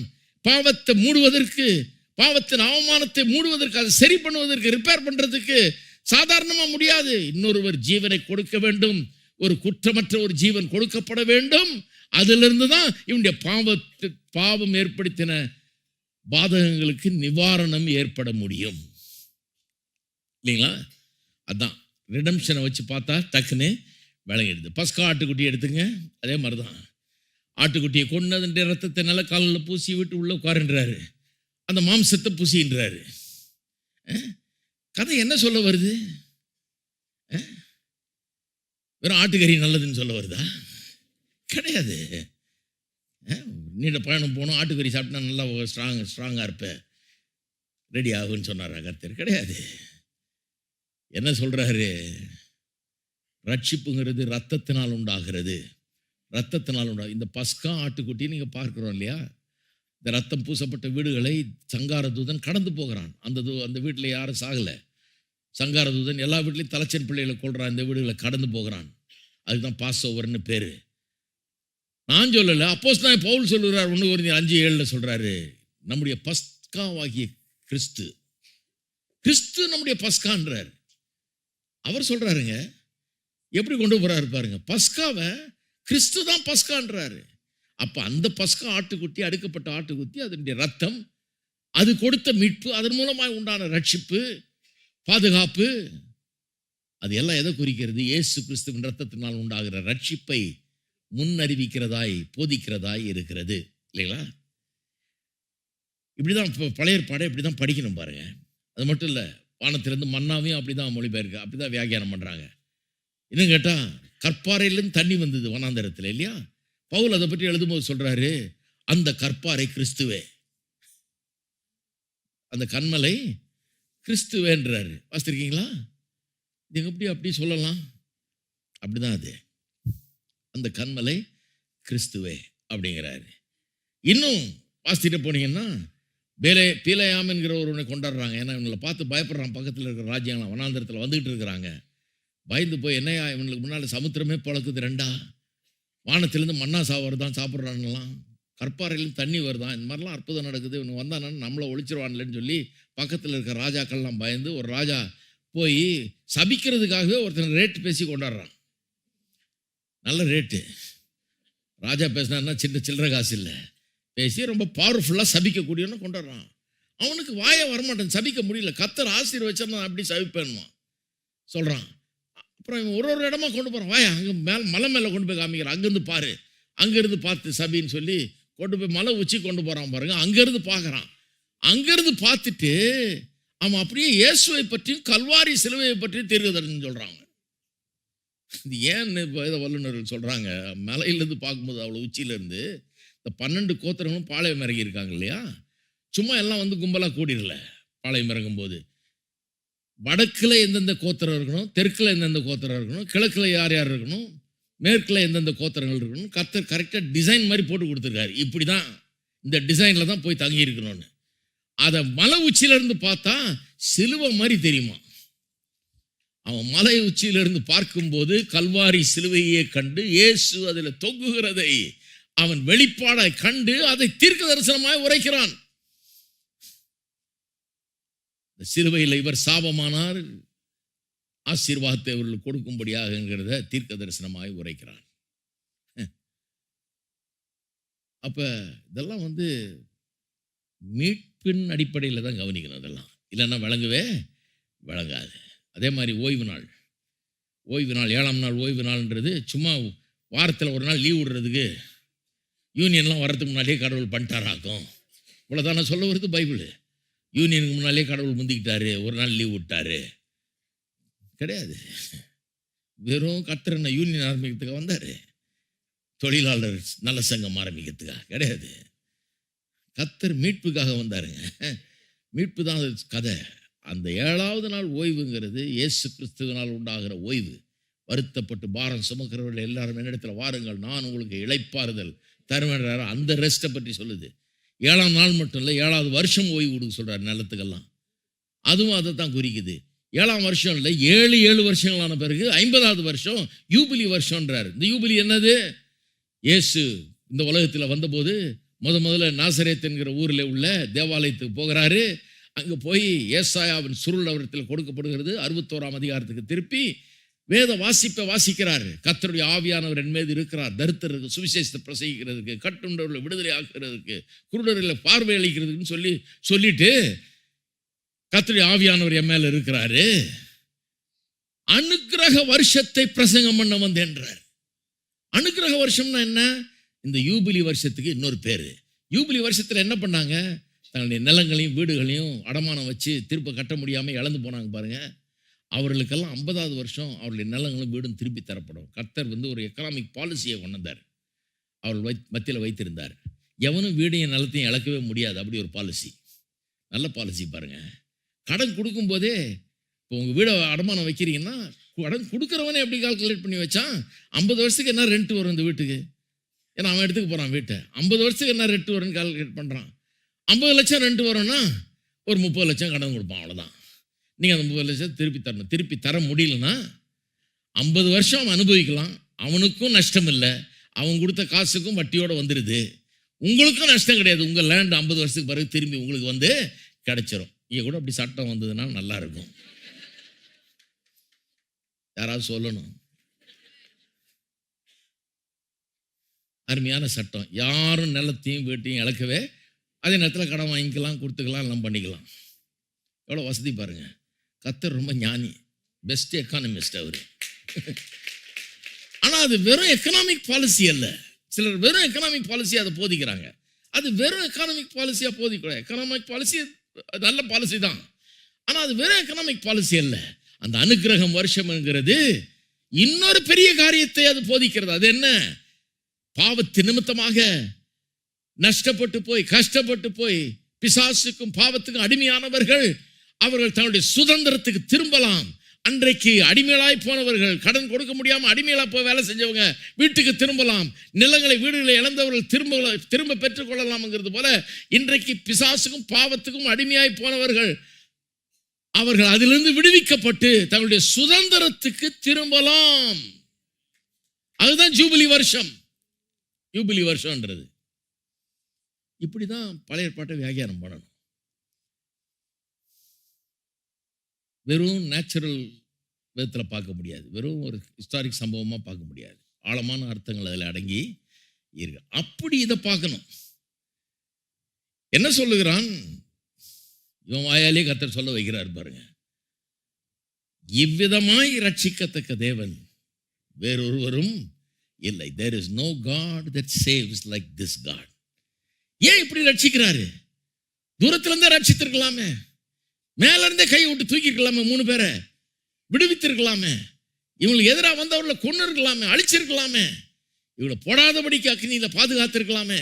ஏன் போடுற வரைக்கும் காத்திருந்து போட்ட பிறகு அவனும் உள்ள இருந்து உலாவிட்டு இருந்து இதெல்லாம் ஏன் இப்படி செய்ய வேண்டும்? ஏன் அப்படி செய்ய வேண்டும்னா, இது மீட்பை குறித்த ஒரு வெளிப்பாடு.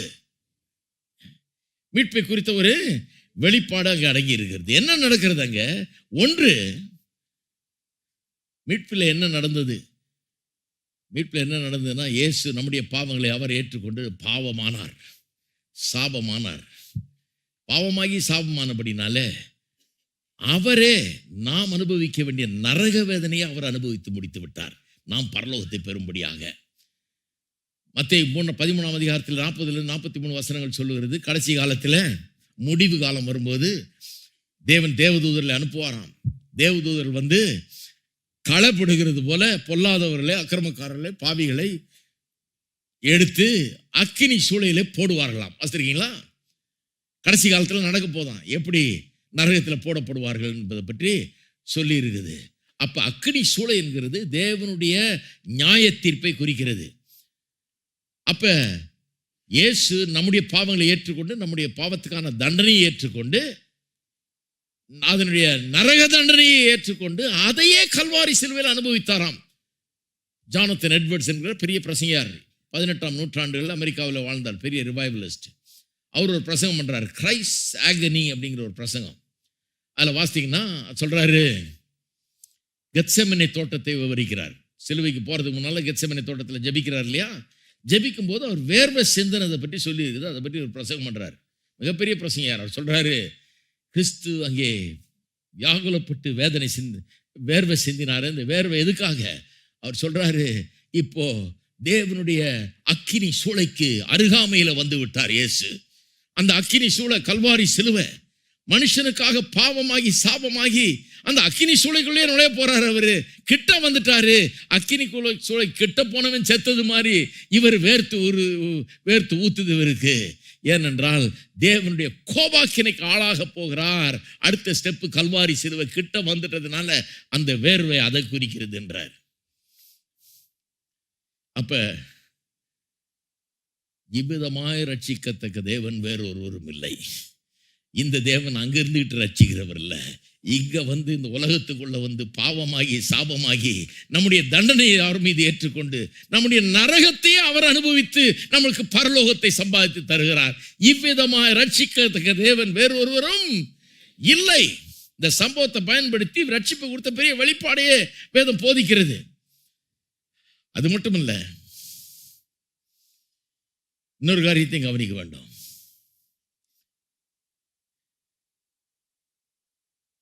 பாருங்க, நிறைய பேர் இன்றைக்கு கேள்வி கேட்குறாங்க இல்லையா? சில பெரிய பெரிய கேள்விகள்லாம் எழுப்புறாங்க. என்ன சொல்றாங்க? இன்றைக்கு நான் அக்கினி சூளையில் போகும்போது என்ன நடக்கிறது? அக்கினி போன்ற சோதனைகள் வேதத்தில் சொல்லியிருக்கு இல்லையா? 1 பேர் 1ஆம் அதிகாரத்தில் அக்கினி போன்ற சோதனைகள். அதனூடே நாம் கடந்து வரும்போது நம்ம ஒன்றும் அழிக்கப்பட்டு போறதில்லை. நம்முடைய விசுவாசம் ஒன்றும் அழிந்து போகாதான். விசுவாசம் பொன்னை போல இருக்கிறதுனால, புடமிடப்பட்ட பொன்னை போல அது வெளியே வரும். மற்றதெல்லாம் அழிஞ்சிடும், விசுவாசம் அப்படியே பத்திரமா இருக்கும்னு சொல்லப்பட்டிருக்கிறது. அக்கினி சூளை போன்ற சோதனைகள் உங்களுக்கு வந்திருக்குங்களாங்க? நம்முடைய அக்கினி சூளை இன்னைக்கு நேபுகாத்நேசார் இல்லை, நம்மளை தூக்கி அக்கினியில் யாரும் போட போறதில்லை. ஆனால் வாழ்க்கையிலே சில நேரத்தில் அக்கினி போன்ற சோதனைகளை அனுபவிக்கிறோம்.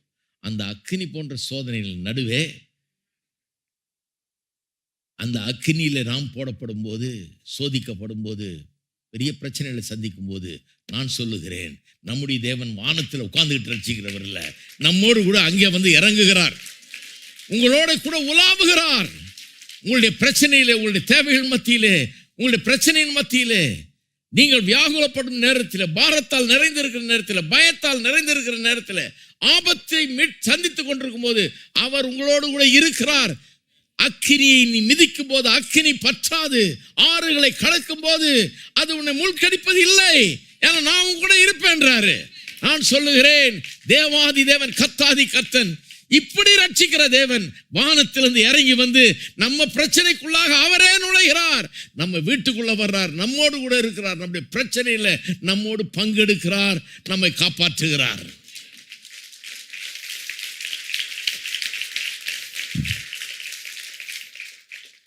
அதனால தான் சொல்றேன், சண்டே ஸ்கூல்ல கேட்ட கதை போதாது. சண்டே ஸ்கூல்ல இவ்வளோ சொல்ல முடியாது, அங்கே சிம்பிளாக சொல்லி விட்டுறோம். இங்கே கொஞ்சம் வேற மாதிரி போதிக்கிறோம். அது மட்டும் இல்லை, சிலர் பெரிய கேள்வியில் எழுப்புறாங்க வாழ்க்கையை பற்றி. என்ன சொல்கிறாங்க? ஏங்க தேவன் அன்பாகி இருக்கிறார், என் பிரச்சனையில் அவர் வந்து என் கூட அக்னியில் அவனோட நடந்தது போல, சாத்ராக் மேஷாக் ஆபேத்நேகோட நடந்தது போல என் கூட நடக்கிறாருங்கிறீங்க. சரி, ஆனால் தேவன் அன்பாக இருக்கிறாருன்றதுக்கு என்ன ஆதாரம் இருக்குது? எவ்வளோ தீமைகள் நடக்குது உலகத்தில், எவ்வளோ கஷ்டங்கள் உண்டாகிறது, தேவன் எங்கே அன்பாக இருக்கிறாரு? அவர் அன்பா இருக்கிறார். இப்படி அன்புள்ள தேவன் ஒருவர் இருக்கிறார், இந்த மெய்யான தேவன் அன்புள்ள தேவன் என்பதற்கு ஆதாரம் என்ன அப்படின்னு கேட்குறாங்க. ஒரு சின்ன உதாரணம் மட்டும் சொல்லி முடிக்கிறேன். நிக்கோலஸ் வோல்டர்ஸ்டாஃப் என்கிற ஒரு பெரிய வோல்டர்ஸ்டாஃப் என்கிற ஒரு பெரிய தத்துவ பேராசிரியர் இருந்தார். அமெரிக்காவில் பெரிய ஒரு பல்கலைக்கழகத்தில் போதகராக இருந்தார், ப்ரொஃபஸராக இருந்தார். அவருக்கு 25 வயதில் ஒரு மகன் இருந்தான்.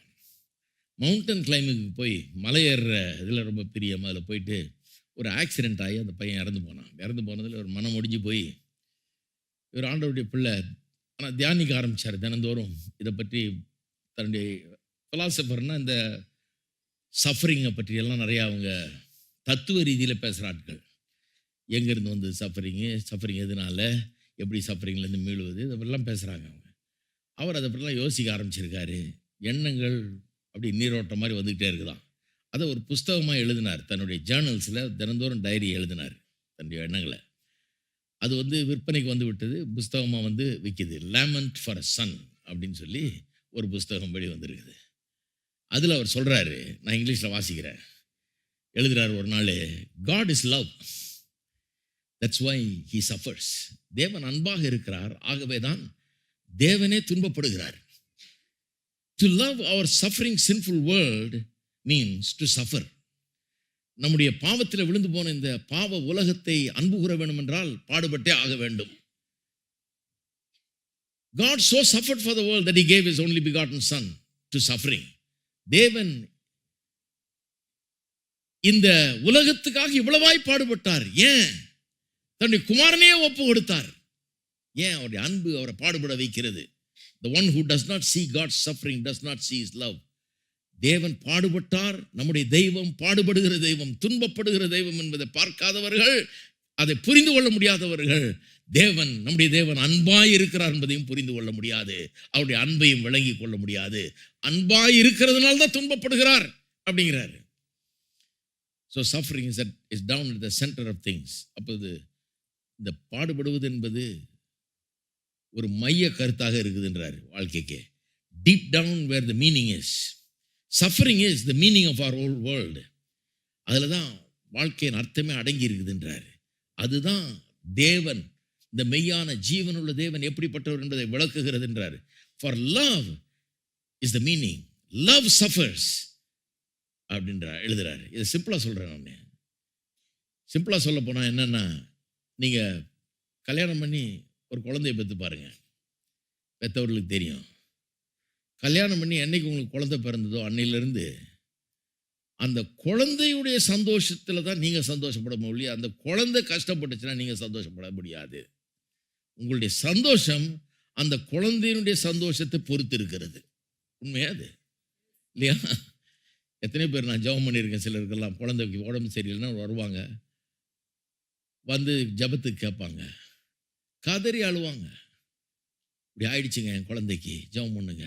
இப்படி சொல்கிறாங்க டாக்டரு, ஜெபம் பண்ணுங்க. அந்த தாயாருடைய வேதனையை மற்ற யாருக்கு வேணுங்க, மற்றவங்களாம் பேசாமல் நிற்பாங்க. இவங்க அந்த அழுவாங்க. இந்த அம்மா சாப்பிட முடியாது, தூங்க முடியாது, நிம்மதியாக இருக்க முடியாது. ஏன்னா அந்த குழந்தைக்கு இந்த வியாதின்னு சொல்லிட்டாங்க அப்படிங்கிறது.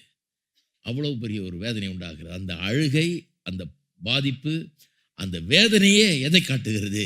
இந்த தாய் அந்த பிள்ளையை அன்பு கூறுகிறாள் என்பதற்கு அதுதான் அடையாளம் இல்லையா? அன்பு உள்ளத்தில் இருக்குதுன்றதுக்கு அதுதான் அடையாளம். ஒருவரை நேசிக்கிறார் என்பதற்கு ஆதாரம் எங்க இருக்குது? நேசிக்கிற ஒருவருக்காக ஒருவர் துன்பப்படும் போதுதான் ஆதாரம் அங்க, அதுதான் ஆதாரமாய் இருக்கிறது.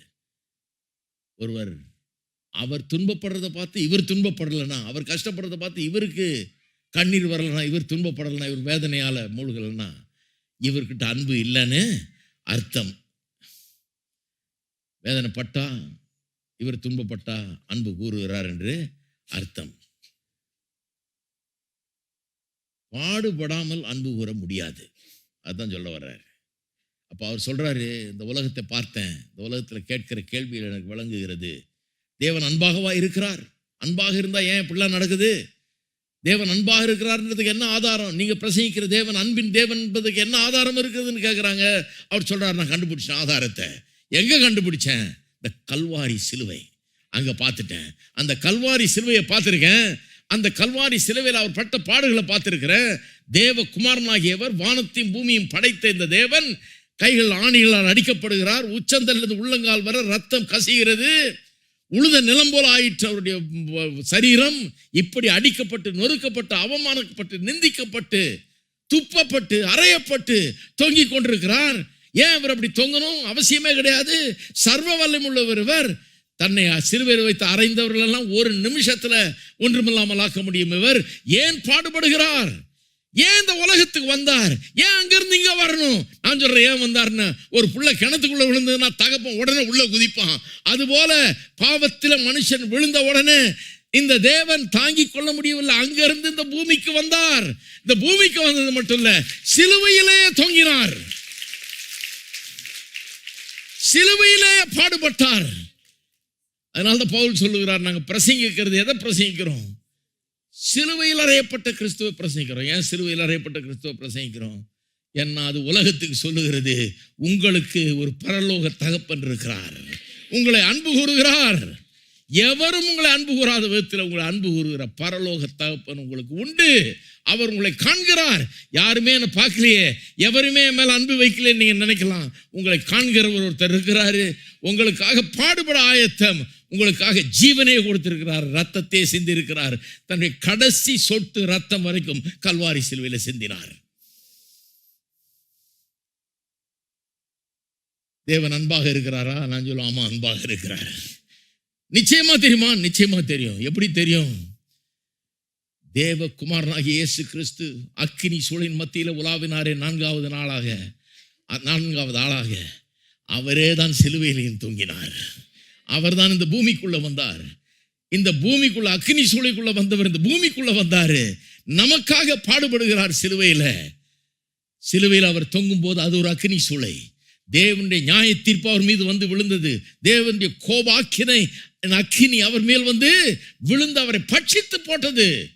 ஒரு பலியை செலுத்தும் போது அதை எரிப்பார்களாம், சாம்பலாக்குவார்களாம், கொன்று விட்டு. எதுக்கு அடையாளம்? தேவனுடைய கோபம் அக்கினியாய் வந்து அந்த பாவியை பட்சிக்கிறது என்பதை காட்டுகிறதுக்காக. நம்ம பட்சித்து இருக்கணும். கல்வாரி சிலுவையில் அவரை பட்சித்து போட்டது அக்கினி சூளை. அது அந்த அக்கினி சூளையை அவர் அனுபவித்தார். நல்லா தெரியுமா தேவன் அன்பாய் இருக்கிறார்னு? எத்தனை பேருக்கு இங்கே நல்லா தெரியும் தேவன் அன்பாய் இருக்கிறாருன்னு? அதனால தான் சிலுவையை தியானிக்க வேண்டும். தேவன் அன்பாய் இருக்கிறாரா? நான் சொல்லுவேன், ஆமா, அன்பாய் இருக்கிறார். நல்லா தெரியுமா அன்பாய் இருக்கிறார்? நல்லா தெரியும் அன்பாய் இருக்கிறார்னு.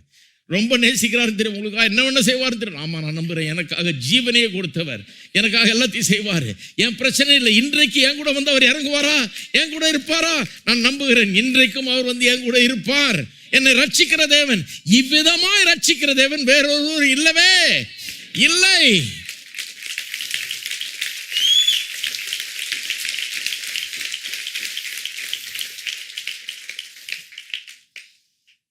இதை ஒரு மனுஷன் புரிஞ்சுக்கிட்டவுடன், இந்த அன்பை ஒருவன் கண்டவுடன், புரிந்து கொண்டவுடன், இந்த அன்பு ஒருவனுக்கு கல்வாரி அன்பு விளங்கிடுச்சுன்னா, அதன் பிறகு எப்பேற்பட்ட பிரச்சனை வந்தாலும், எப்பேற்பட்ட பிரச்சனைகளை சந்தித்தாலும் அவன் தலை நிமிர்ந்து நடப்பான். ஏன் தலை நிமிர்ந்து நடக்கிறான்? என்னை நேசித்து எனக்காக ஜீவனையே கொடுக்கிற ஒருவர் உண்டு. என் கூட வந்து இறங்குறவர் ஒருத்தர் உண்டு. என் பிரச்சனையில இறங்கி எனக்காக உதவி செய்கிறவர் ஒருவர் உண்டு. அதில் பங்கெடுக்கிறவர் ஒருவர் உண்டு. எனக்காக வந்து என் கூட நிற்கிறவர் ஒருவர் உண்டு. அக்கினி என்னை பற்றாதபடிக்கு என்னை பாதுகாக்கிறவர் ஒருவர் உண்டு. அக்கினியை ஐஸ் மாதிரி ஆக்கி தர்றவர் உண்டு.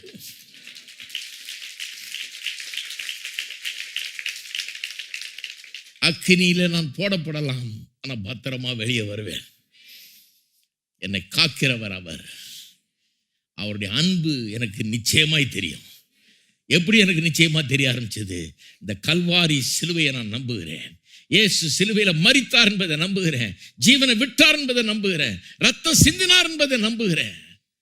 அவருடைய அன்பை குறித்த நிச்சயம் என்னுடைய உள்ளத்தில் ஆழத்தில் இருக்குது. உங்களுக்கு இருக்குதா? நான் சொல்லுகிறேன், தேவன் அன்பாகவே இருக்கிறார். உங்கள் பாரங்கள் அவர் மீது வையுங்கள். அவர் உங்கள் பிரச்சனைக்கு நடுவே எங்கன்னு கேட்காதீங்க. கர்த்தர் எங்கங்க? அங்கதான் இருக்கிறாரு, உங்களோட தான் இருக்கிறார். ஐயோ, என்ன அக்னியில போட்டாங்களே, அக்னியின் மத்தியில் இருக்கிறேன், கடவுள் எங்கே? ஓடல உங்களை விட்டு. அவர் மட்டும் ஓட மாட்டார், மீதி பேர்லாம் ஓடிடுவாங்க. அவர் அங்க உங்களோட தான் இருக்கிறாரு. என்ன பண்ணுவார்?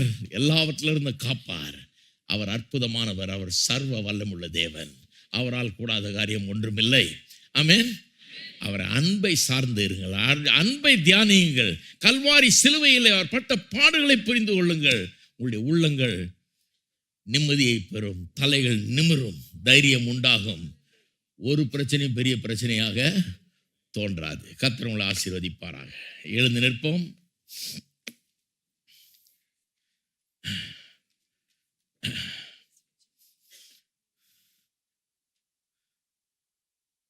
ஸ்தோத்திரம்.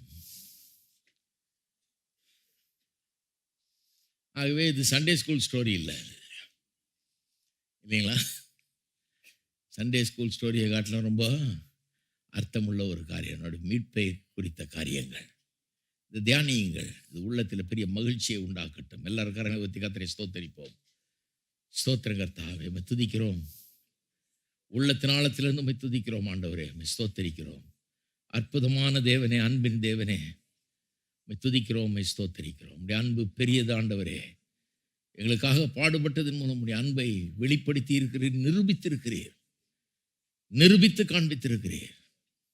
உடைய அன்பை நாங்கள் அறிவோம், உடைய அன்பை நாங்கள் சார்ந்து கொண்டோம்.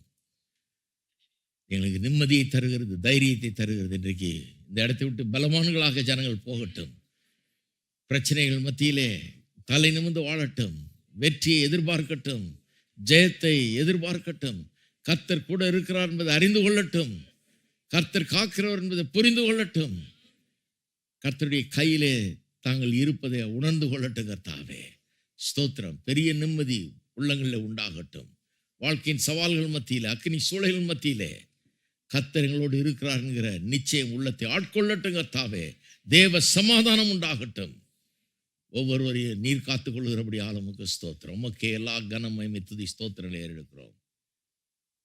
இவ்விதமாய் ரட்சிக்கிற தேவன் ஒருவரும் இல்லை என்பது ஒவ்வொரு இல்லத்திலும் பேசப்படட்டும்.